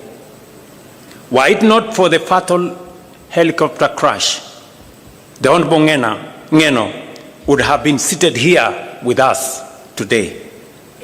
May his soul rest in peace.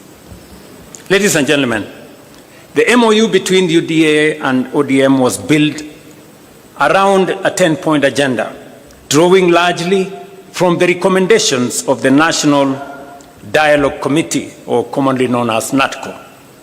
These agenda items address critical national issues, including electoral reforms, the cost of living, governance, and economic stability. Following the signing of the MOU, we immediately began implementing the agreed programs. I am pleased with the report that has been presented here today by the Oversight Committee, highlighting the progress made across the 10 agenda items during the past year. The progress we have made is evident across several areas.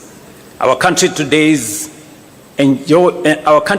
enjoys greater stability, and the partnership has created an environment in which government programs can proceed without unnecessary political disruption.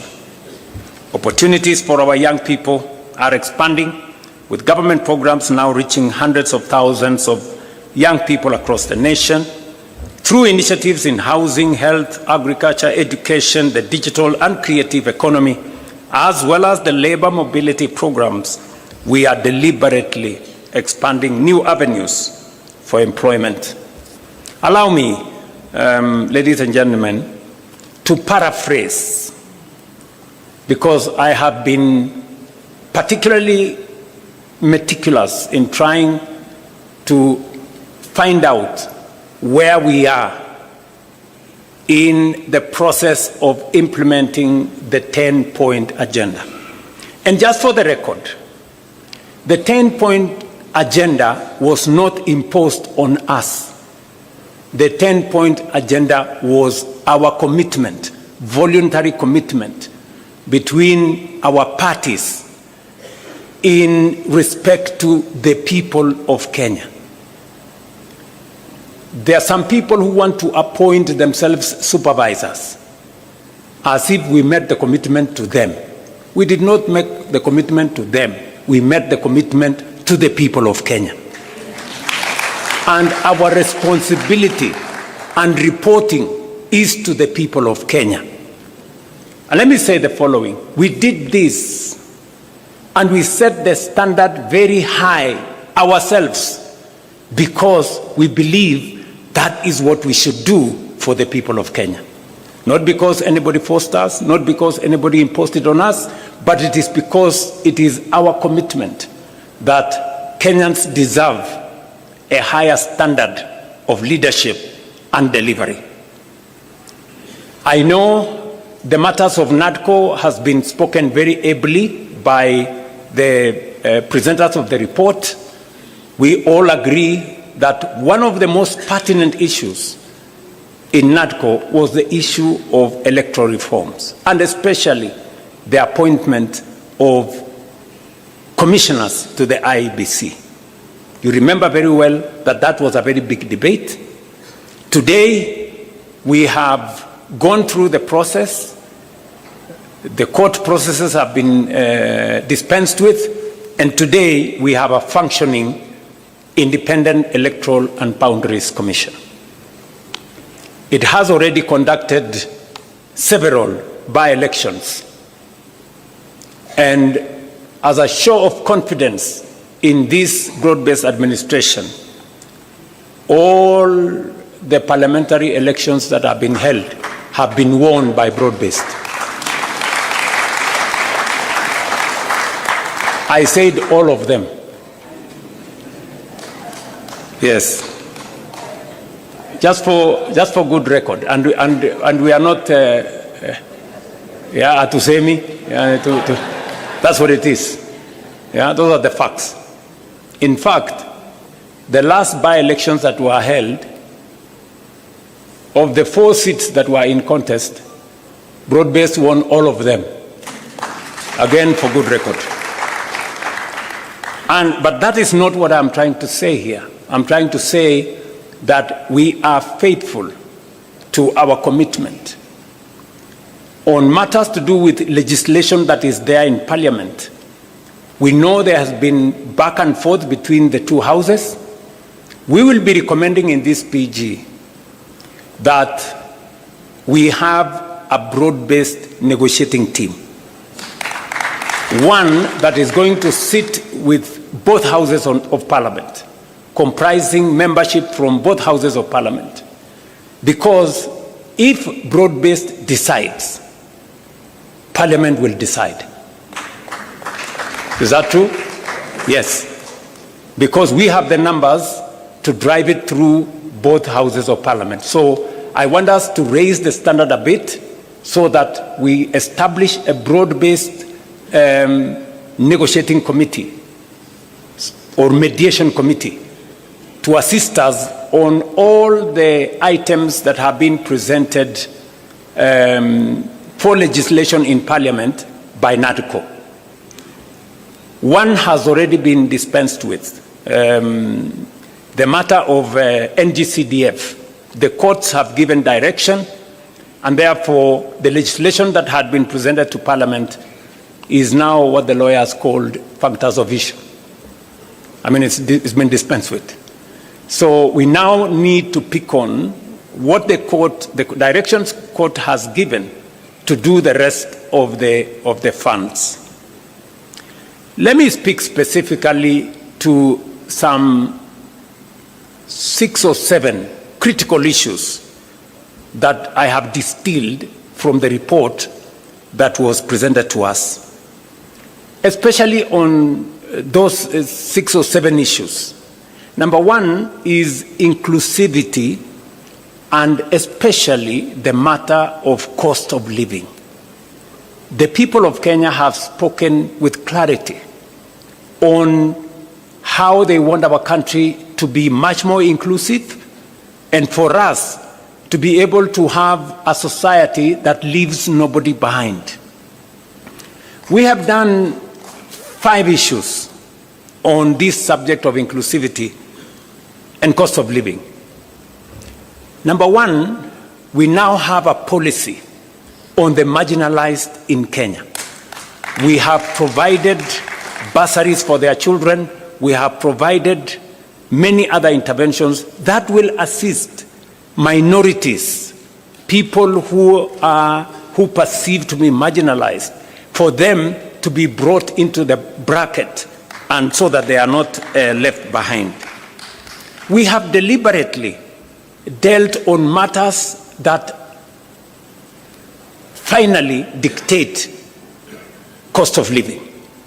And there are 4 matters that dictate cost of living: cost of food, cost of fuel, because it influences our transport, the cost Kenyans pay for healthcare, and the cost Kenyans pay for their children to go to school. We have addressed all the 5 issues. Number one, on food inflation, on matters to do with food, we have transformed our agricultural sector. We can confidently stand here and say we did, over the last year or 2 years, we have produced more maize, we have produced more tea, more coffee, more sugarcane, and the whole productivity space has risen. It is the reason why today the prices of unga are different from what they were in 2022. We have made a commitment to that. Number 2, we have managed our economy well. That is why fuel inflation has come down. Cost of fuel was 218 at some point per litre. It has come down by almost 30%. And it is because we have taken deliberate steps to stabilize our currency and to make sure that we don't pay more for fuel because our currency is not behaving. We have done the third thing.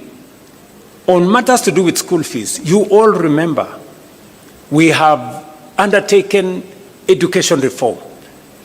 We've raised the budget for education from 500 billion. This financial year, it was 702 billion. The budget that we're going to read in July is 765 billion. Why are we raising resources on matters education? Because we are putting more money in making sure that every child goes to school.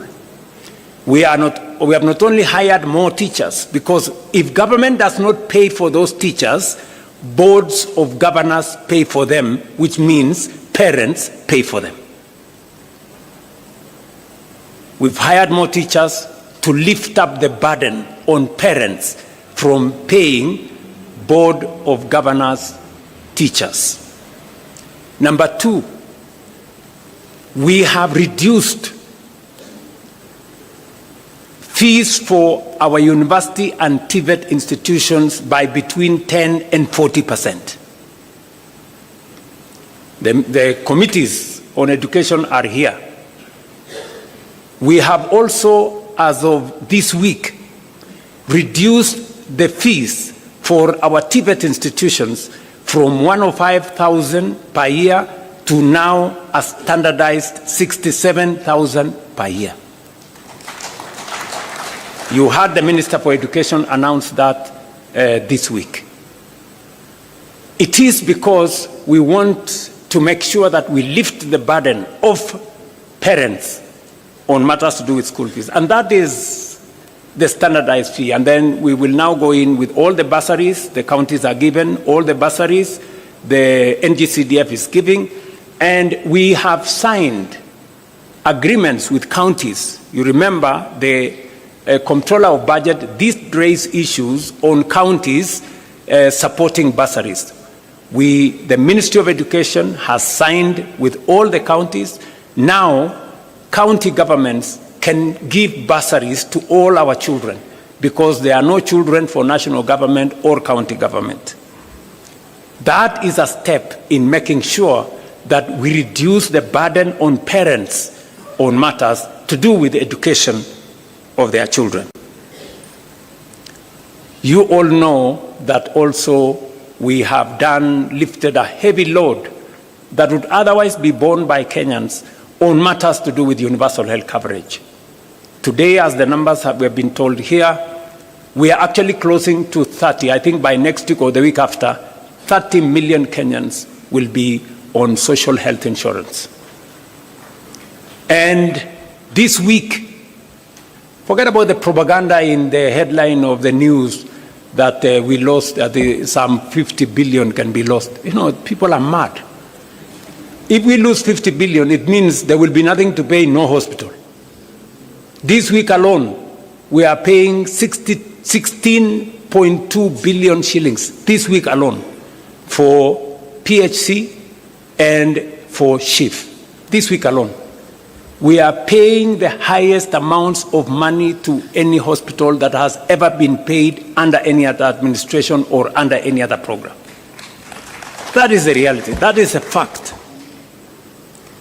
So, in terms of cost of living, we are dealing with health to reduce bills paid by citizens. We are dealing with education to reduce bills paid by citizens. We are managing fuel to reduce transport costs.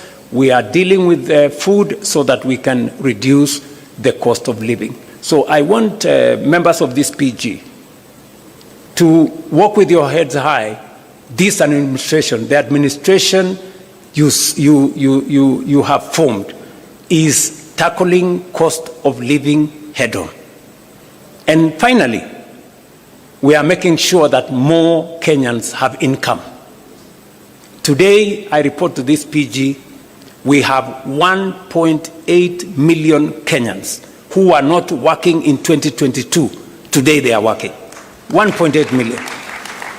640,000 in our housing program, 540,000 in export of labor, 300,000 in our digital platform. We have close to 820,000 under our Nyota program. 120,000 of them, we have given them grants. And I have been to those meetings in person. I have met the 120,000 young people myself. Yeah? Many people were trying to give me small lectures. What is the president doing? Going to give out checks to young people. And I told them, this is how I choose to spend my time. You decide about yours. Okay? Because I believe the young people of this country deserve my time.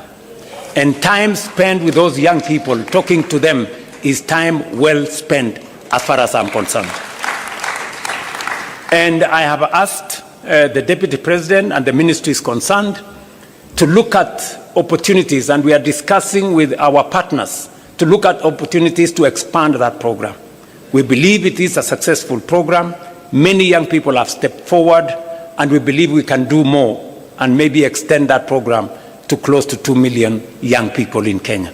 And in this particular one, we made a deliberate, intentional decision that this is going to be young people between the ages of 18 and 29, because that is where the heaviest load of our young people are. So, cost of living, for those of you who are taking notes, and I suggest you do, because I see some other people, they cannot explain themselves. We've dealt with food inflation. We've dealt with fuel inflation. We have dealt with inflation that comes from Kenyan spending on education. We spend with the transport costs. You don't hear matatus hiking costs because the cost of fuel has gone up. We have dealt with more Kenyans that are working today. That is dealing with cost of living head on. And that is what we are doing together with you guys. Devolution is a principle we committed ourselves. In the 10-point agenda, we said we must be deliberate about devolution, because devolution is the single most important instrument.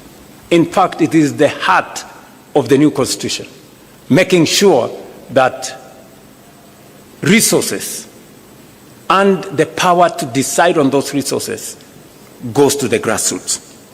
What have we done on devolution ever since we agreed on this 10-point agenda? Number one, we committed that we are going to increase the shareable revenue. Last year, we increased 30 billion from 385 to 415 billion.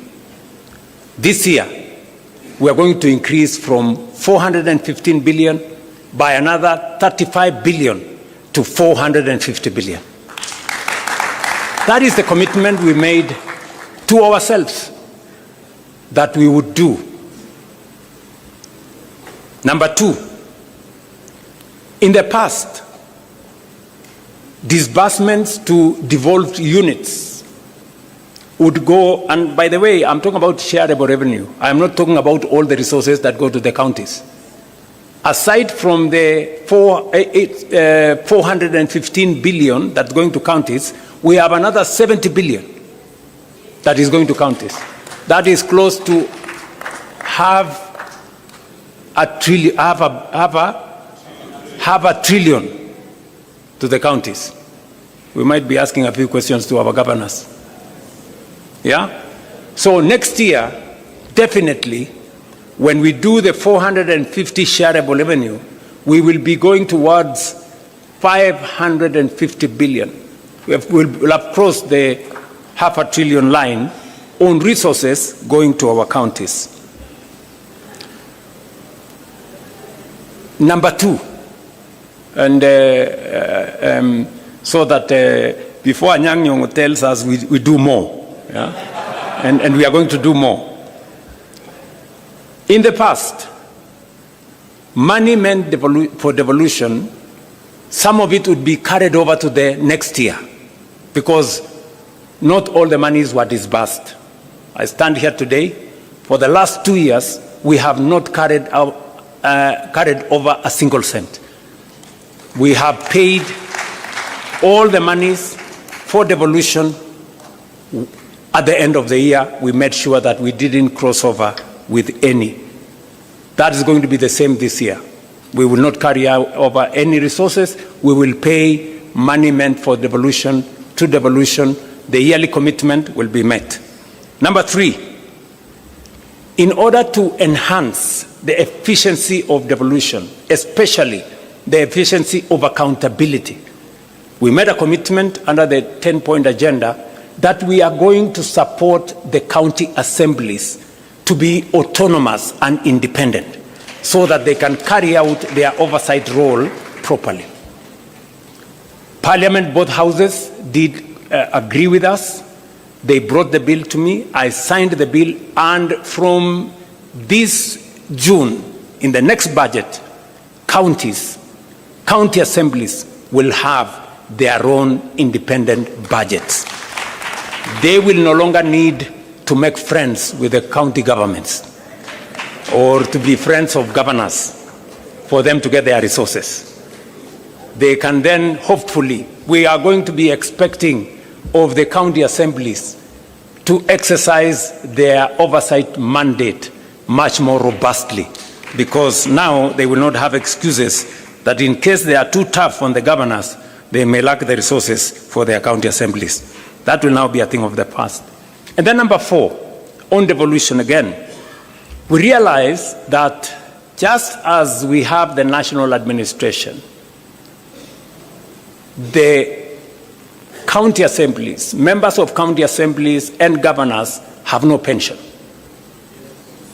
And we have made the strategic decision that the bill that was there in Parliament, which in my opinion has serious challenges, it is my position that we now agree in this PG, that it is only fair. Governors and members of the county assembly are elected leaders like us. The same way we have pension, it's only right that they have pension. We all agree on the principle of contribution. The same way we contribute pension, they too. And I don't think they have a problem contributing to the pension. So it is my request to this assembly that we change the law that currently is in Parliament so that we include governors and we make sure that that pensions bill is contributory. Yesterday, I did sign into law the pension benefits for judges. I don't think we should leave our governors and county assembly members behind. So those are the 4 fundamental things that I wanted to say on matters to do with enhancing, supporting, and integrating devolution into our governance system. Finally, now that the court has pronounced itself on the matter of CDF, it is my belief that the bill on ward fund that currently is in Parliament should now be fashioned along the recommendation that has been made by the court and fast-track it so that our county assemblies can equally have a legal framework to guide on matters to do with ward fund.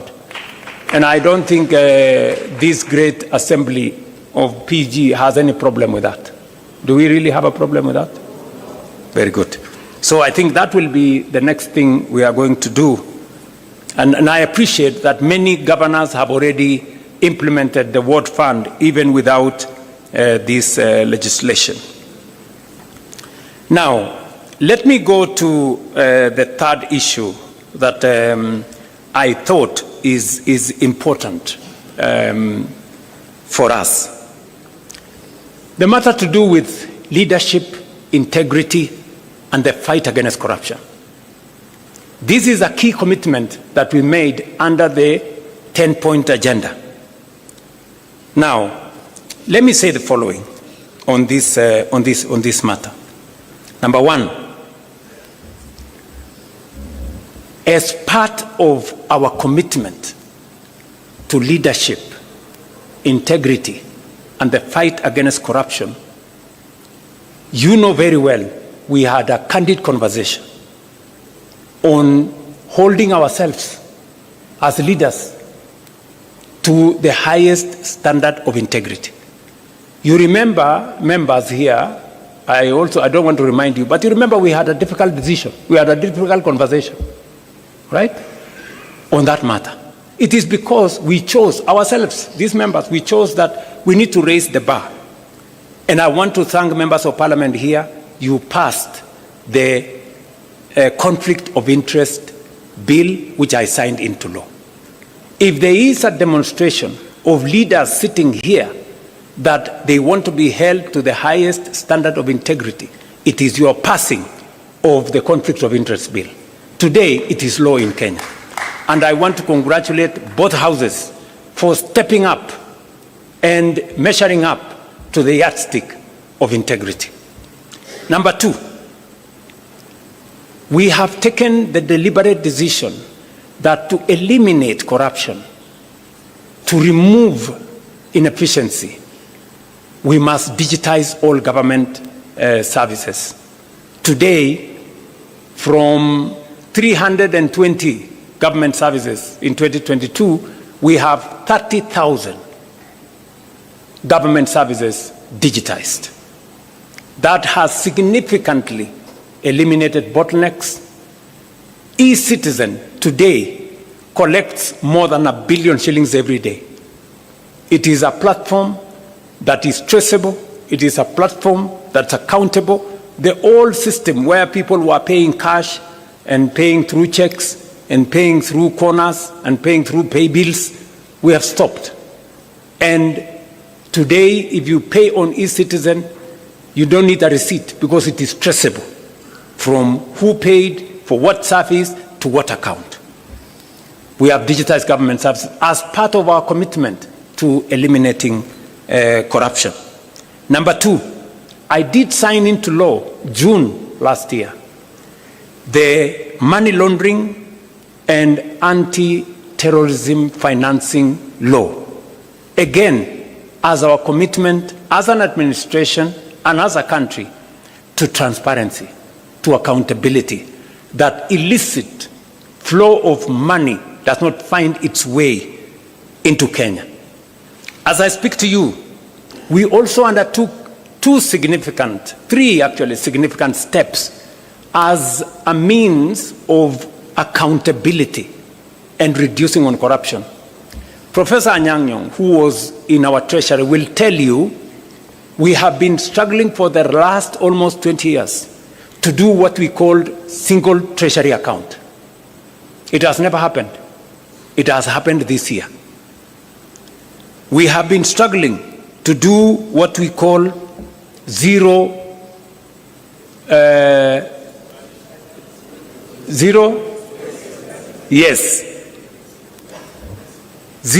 budgeting, meaning that we eliminate confusion.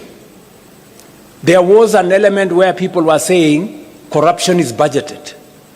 This time round, we are introducing greater accountability on budgeting to make sure that for every budget, every year we bring it to zero. We know what was achieved, what was not achieved, and then we plan again.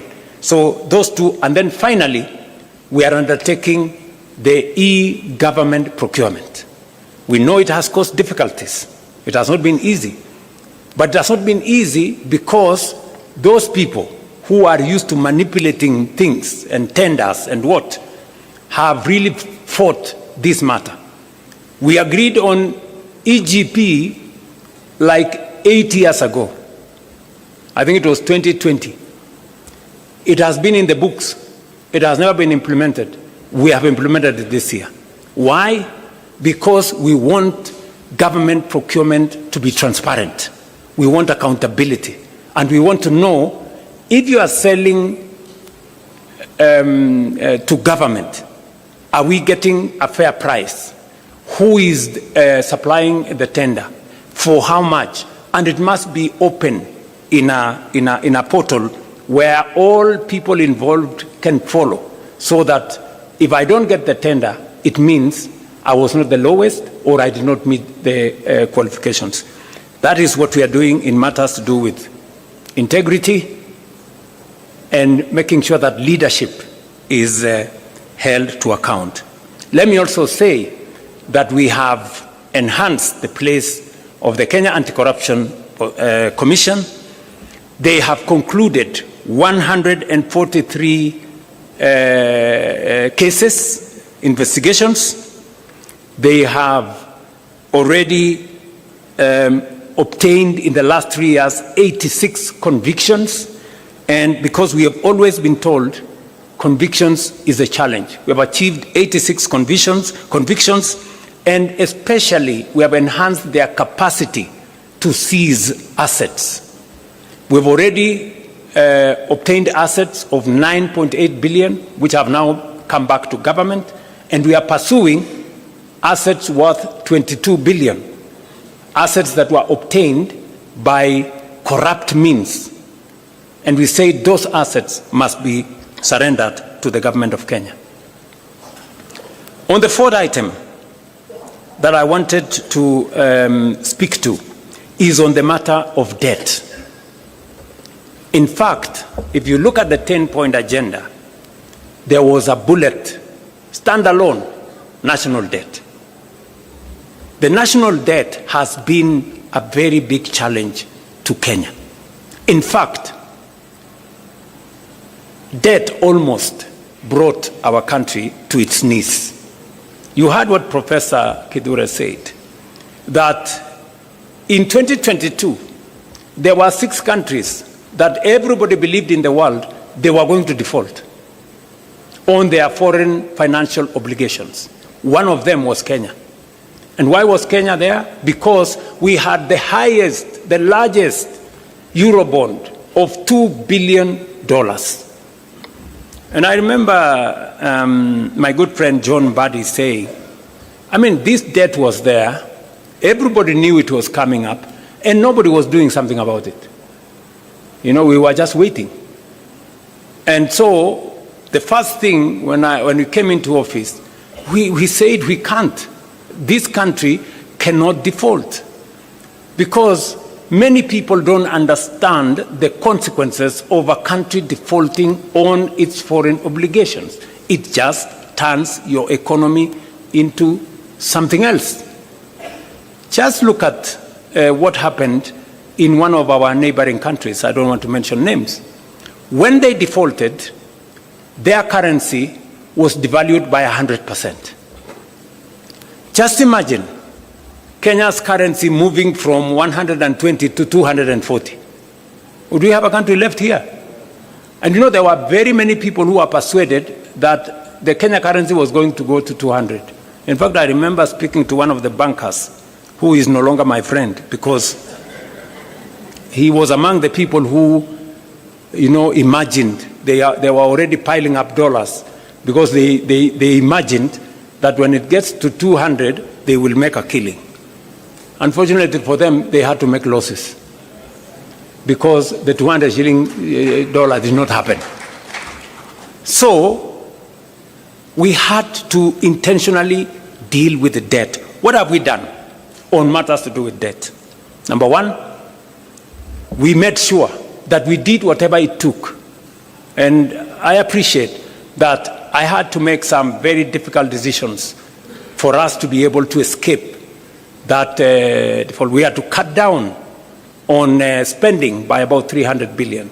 We had to remove subsidies on unga. We had to remove subsidies on fuel. We had to eliminate, we had to stall some of our projects, because we had to pull back from continuous borrowing. That's number one. Number two, we did not just avoid default. We now went into a plan on how do we reorganize our debt. How do we successfully negotiate our way? I can confidently, that's why we went to the market. We went to the market in February 2024. We went to the market in February 2025, we went to the market in October 2025, and we went to the market again this February. To do what? To do liability management. The debts that were due next year, we now have no debts due in 2027. We have a small debt due in 2028. Then we will go to 2037. We have reorganized our debt portfolio so that it doesn't threaten our fiscal sustainability. And I must thank John Mbadi and his team at Treasury. They have done a very commendable job. Muwapigie makofi. We have also engaged some of our lenders. I do not want to mention names. I have had to go and sit with some of the lenders and tell them, guys, some of these loans, the repayment is too steep for us. You know, some of the interest rates you are charging us are very high. And we have successfully managed to reduce some of the interest rates. We have managed to change some of the structure of the debt so that instead of too much upfront payment, we have managed to negotiate to make them concessional. And today, I can confidently tell the country that we have avoided situations that would put a lot of strain in our budget. And number three, we have also decided that we are going to be innovative. We are going to be creative in how we do public assets. It is no longer tenable for us to continue borrowing. That is why we have said we are not taking any borrowing resources unless it is absolutely necessary. I see some people say there has been a disagreement between Kenya and the IMF. There is no disagreement. We have just agreed on what to do. We have agreed that if we need your money, we will come for it. If we don't need it, we will do with the resources we have. I mean, how does that amount to a disagreement? Are we together? Yes. I mean, is it wrong to be able to stand on your own and do your own stuff? Is that a weakness or a strength? Yes. To me, akili bwana. So, what have we done? We have decided to have alternative instruments of financing our development. We went the route of securitization. Many people told us, oh, you are going to do this. Because of securitization, and I must thank members of parliament, when I negotiated with you and I told you, guys, forgo these 7 shillings, it will help us raise money. We raised 175 billion shillings. We returned all the contractors to our roads. We paid them. Today, we have 6,000 kilometers of road going on in Kenya. We have 90% of our contractors are back on site, and new roads are now being contracted because we decided not to continuously depend on the budget. We looked for alternative instruments of financing our road infrastructure. We are doing the same with Talanta. We are doing the same. Look, when I say innovative, I was explaining today in the morning, how did we decide to finance Talanta? The sports fund has been a fund that has been there forever. That sports fund has not achieved much because you find a few, a small project there. Most of the money is lost. Another project there, so some cabro in some place, some gate in some place. We decided that instead of spending this money with no accountability, let us consolidate it and do a big project. Today, and somebody was saying, oh, William Ruto has pledged for 15 years money from the sports fund. Yes, we have done it. But at least we have Talanta Stadium complete, standing here. Tell me, sports fund has been there for 20 years. Which other project has it done? Can you show me one project? At least I can show you what it's going to do for 15 years. Are we together? Yes, that's how innovation works. How are we building Bomas? Have you seen any budget have you seen any approval of any line of budget in Parliament for Bomas? We are building Bomas using the tourism levy.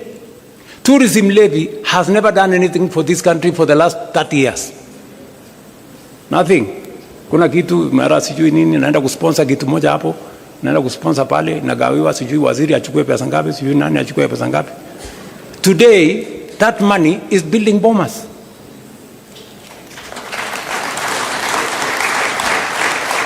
Friends, that is how thinking out of the box looks like. Kwani mlikuwa mnafikiri thinking out of the box ni kufanya kitu gani? You know, if we had gone to borrow money to build all this, we would be in trouble, you know. So we have decided to think outside the box. Securitization. We are discussing today proceeds from some of our mature assets. When we discussed about selling a stake in Kenya Pipeline, many people said, oh, you want to sell the family jewel, or you want to sell this. We've done privatization before. We privatized Kenya Airways, we privatized KCB, we privatized Safaricom, we privatized I don't know which company.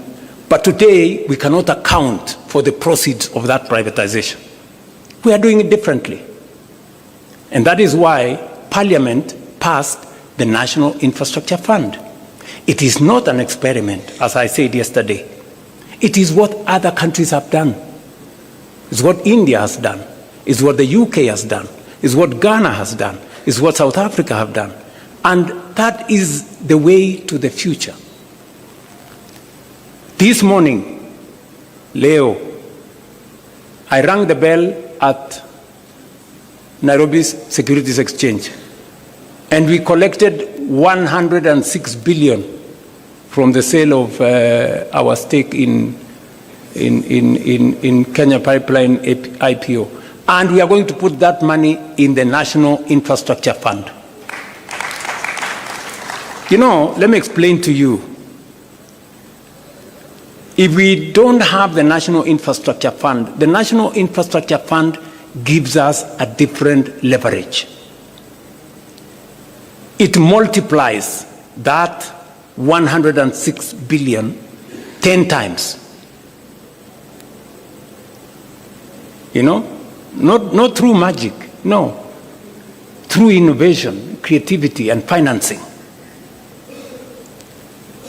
And that is how we are going to have additional resources to do our roads, to generate more energy, and to do what our senior here, party leader, was saying. He said, we pretend that there is always an emergency in northern part of Kenya, when we know it's going to happen. Because of what we are doing now, if you read today's newspaper, we have already advertised for several dams. So when I talked about us using the National Infrastructure Fund and proceeds from privatization for building infrastructure, we are not talking about the future. We are talking about doing it now. We've already done the contract for Jomo Kenyatta. That is where about 15 billion shillings is going to go. And that 15 billion shillings is going to enable us raise 150 billion. Just by putting 15 billion. It's the same thing we are going to do with the dams. If you check today, we have already advertised several dams. Because that is how we are going to cure the problem of food insecurity. Water harvesting, water storage, irrigation. That's how we are going to eliminate the shame of hunger in our republic. And we are beginning that journey today. Many people were asking themselves, will the National Infrastructure Fund be accountable? I want to tell you, yes, it's going to be accountable. It's going to be accountable to Parliament. It's going to be audited by the Auditor General. It's going to engage Cabinet. And we are going to make sure that no shilling of that money is going to go anywhere, except for productive national infrastructure. I will be appointing the board tomorrow. The governing council tomorrow. Then they will be the one to competitively recruit the board, because we want to inject transparency into that space. I was saying this in reference to debt, how we are dealing with debt, and how we want to make debt not a threat to the Republic of Kenya. Number one, we have negotiated with our lenders. Number two, we have rearranged using liability management the debt portfolio. Number three, we are using different mechanisms to raise revenues for matters to do with the public infrastructure development. We are using private-public partnership. Finally, the Rironi-Mau Summit Road, we are not even investing money from the public. That is being built using private-public partnership.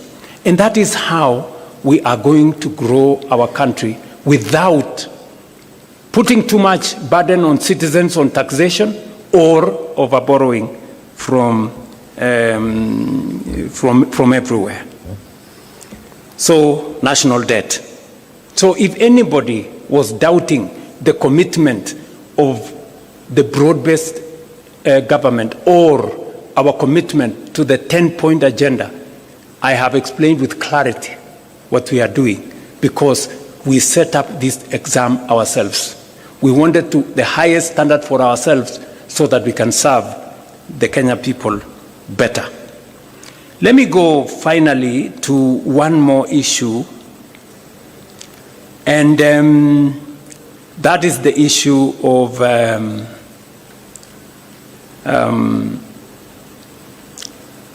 the subject we committed ourselves to, which was peaceful assembly and making sure that the victims of protests are compensated, although we have been told here, and it is correct by the party leader of ODM, that you can never compensate life, but you can do something about it. What have we done? You know, many people are saying, oh yeah, maybe. I took the first step and gazetted a victims' compensation panel. It subsequently went to court, and the court held it for a while. Even as the court held it, we did some work. We have identified all the victims, as we talk to you, with the Kenya Human Rights Commission, with the Independent Police Oversight Authority. We have identified all the victims and profiled their names, and we have already made sure that we have a comprehensive list. We did not even stop at 2013. We went back all the way to 2017 to make sure that all those that were affected by protests from 2017 are now captured. So we have already identified all the people in there. We have provided resources. You will be approving 2 billion shillings to make sure that we have the resources to compensate those people. Finally, the court came through and gave direction on how that process should be done. And last week, we now, in compliance with the decision of the court, last week we gazetted a panel, as was recommended by the court, to expedite this process. And it is our belief that unless something else happens, we should be able to conclude this exercise before June, so that we can all be in that space. But we are not stopping there. We are saying we want to look at the future. And so I think it will be right for us in this PG to recommend that the Kenya Human Rights Commission propose a law to Parliament on protection of protesters. Let there be a law on how to protect protesters, because it is a constitutional right. We do not want to propose the law from the executive side of government. Let it be proposed by the Kenya Human Rights Commission in consultation with others so that we can carry that through. Let me conclude by saying that aside from that, we have facilitated the Independent Police Oversight Authority to make sure that those security officers in breach are held to account. As I speak to you today, 35 cases have been successfully prosecuted and 49 police officers have been convicted. As I talk to you, we have another 30 cases that are undergoing disciplinary action in the police, and the process is ongoing. We have implored on the Police Oversight Authority to appropriate this mandate as efficiently as they can so that we can all move together in that same direction. On matters to do with the rule of law, I think it was explained to us here with a lot of clarity. Number one, we are facilitating the courts to make sure that they have the human capital to deliver on this mandate. I did swear in 11 judges of Court of Appeal. There is an ongoing process of hiring more judges. There is also an ongoing process of hiring more magistrates. We have provided the resources for that. We did provide also resources for the mobility of our judicial officers. They wanted some vehicles. We have provided the resources for them. They wanted the resources to do e-filing across the country. We have provided resources for them. And yesterday, as I said, with the passage of Parliament of the benefits, especially pension benefits bill for judges, yesterday I did sign it into law so that we can give our judicial officers greater capacity and be able to, for them to be able to appropriate and discharge their mandate as is required of them by the Constitution. So, in a nutshell, these are the items I wanted to speak to you about, just as summary of the items that we are engaged in as an administration. And we are not doing this to satisfy the 10-point agenda. No, we are doing this because it is good for Kenya. And because we made a commitment, not by force, but because we wanted to do it. And I am very confident that working with you, we will find the way into the future together. Finally,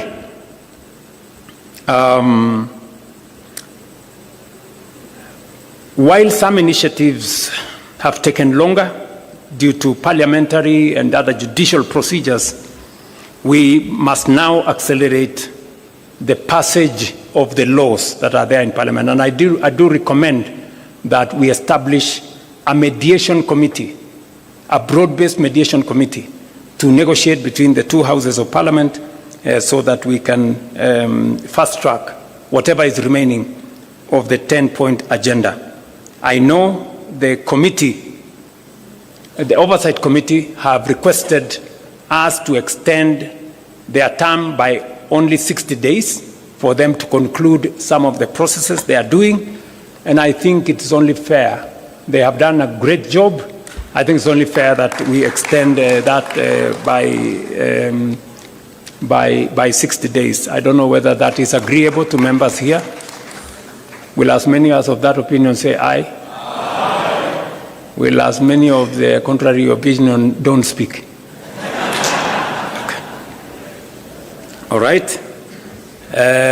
So I think it is so extended.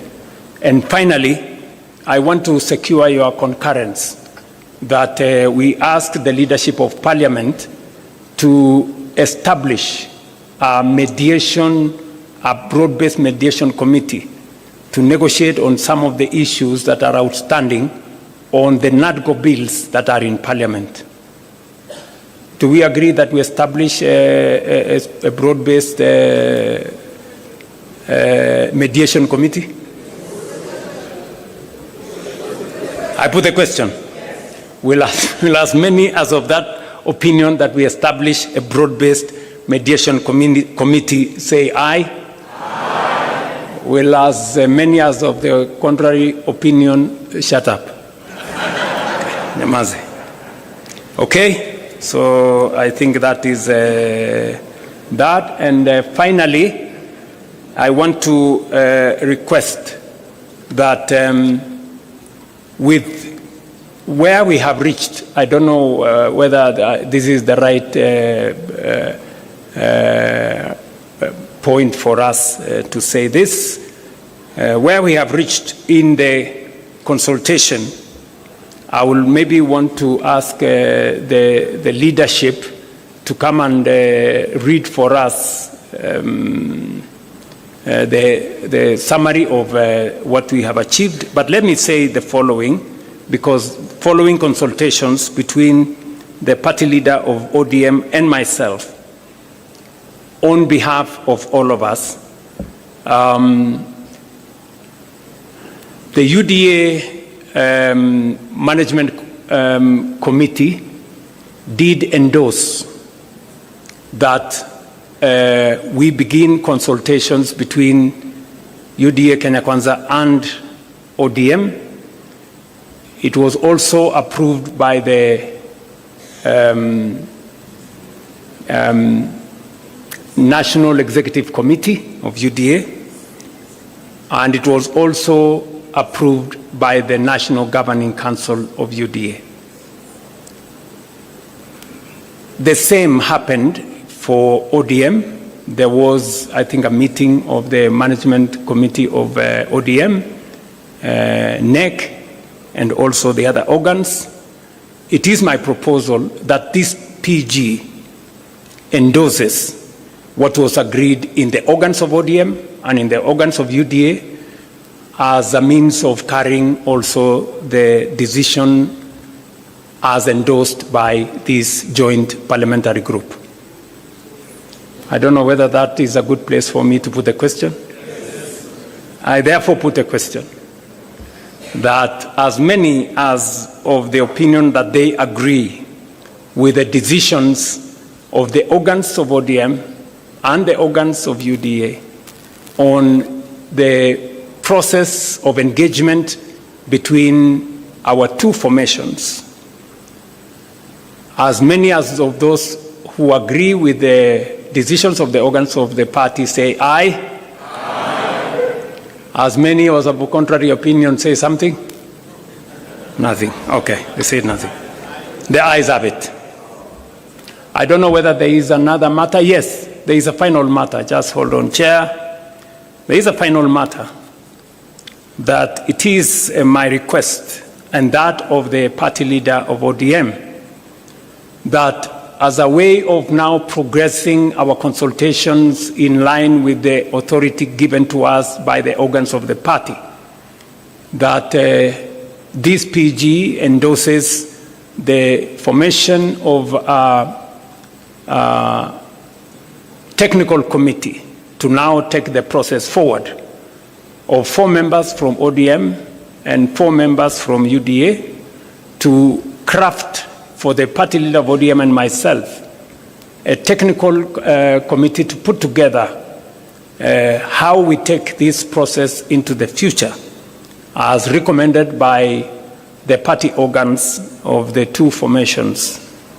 And we want to ask this PG to agree that we form a technical committee of 4 members each from UDA and ODM to take this process forward. As many as of that opinion say aye.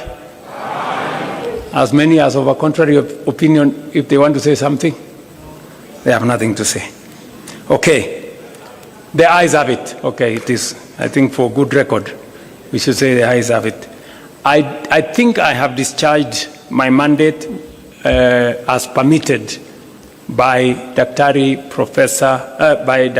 Senator Oburu Oginga. I did secure his concurrence that I undertake this exercise.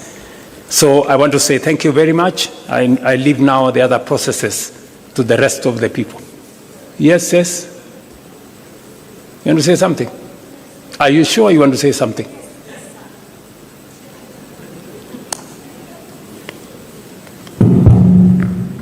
Sir, I'm sorry I have to speak before you come down. Please say something about the 2/3 gender rule.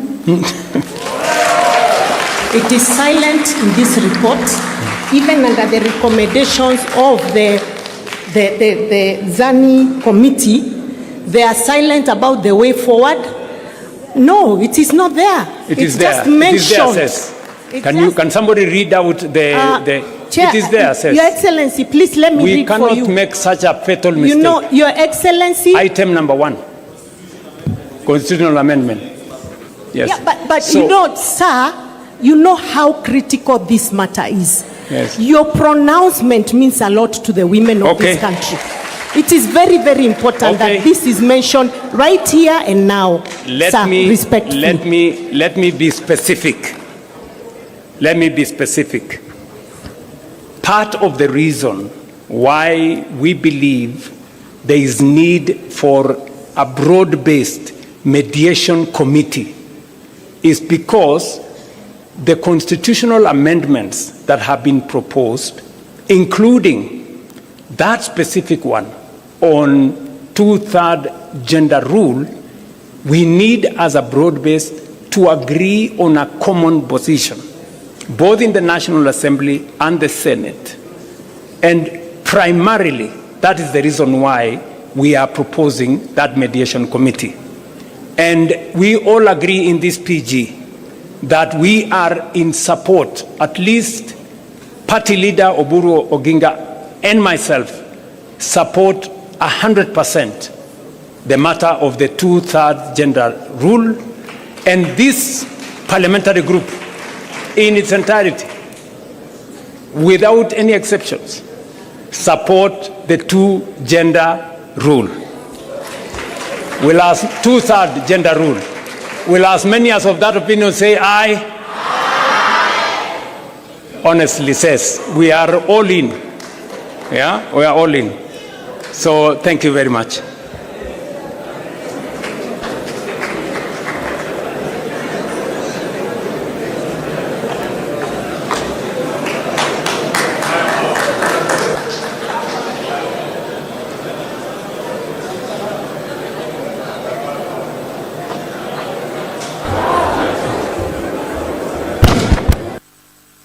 I think His Excellency the President has allowed us to sit down, those who can sit.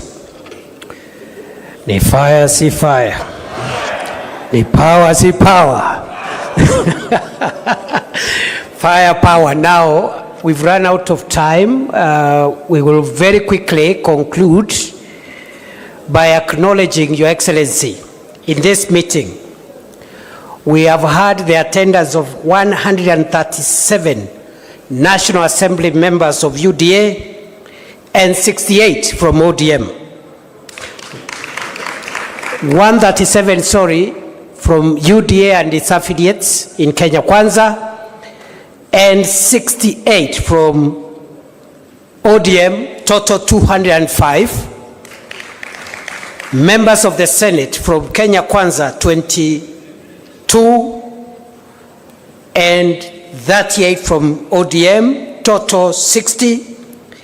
Yala members 3 from UDA and none from ODM. I don't know where the ODM Yala brigade is. The total number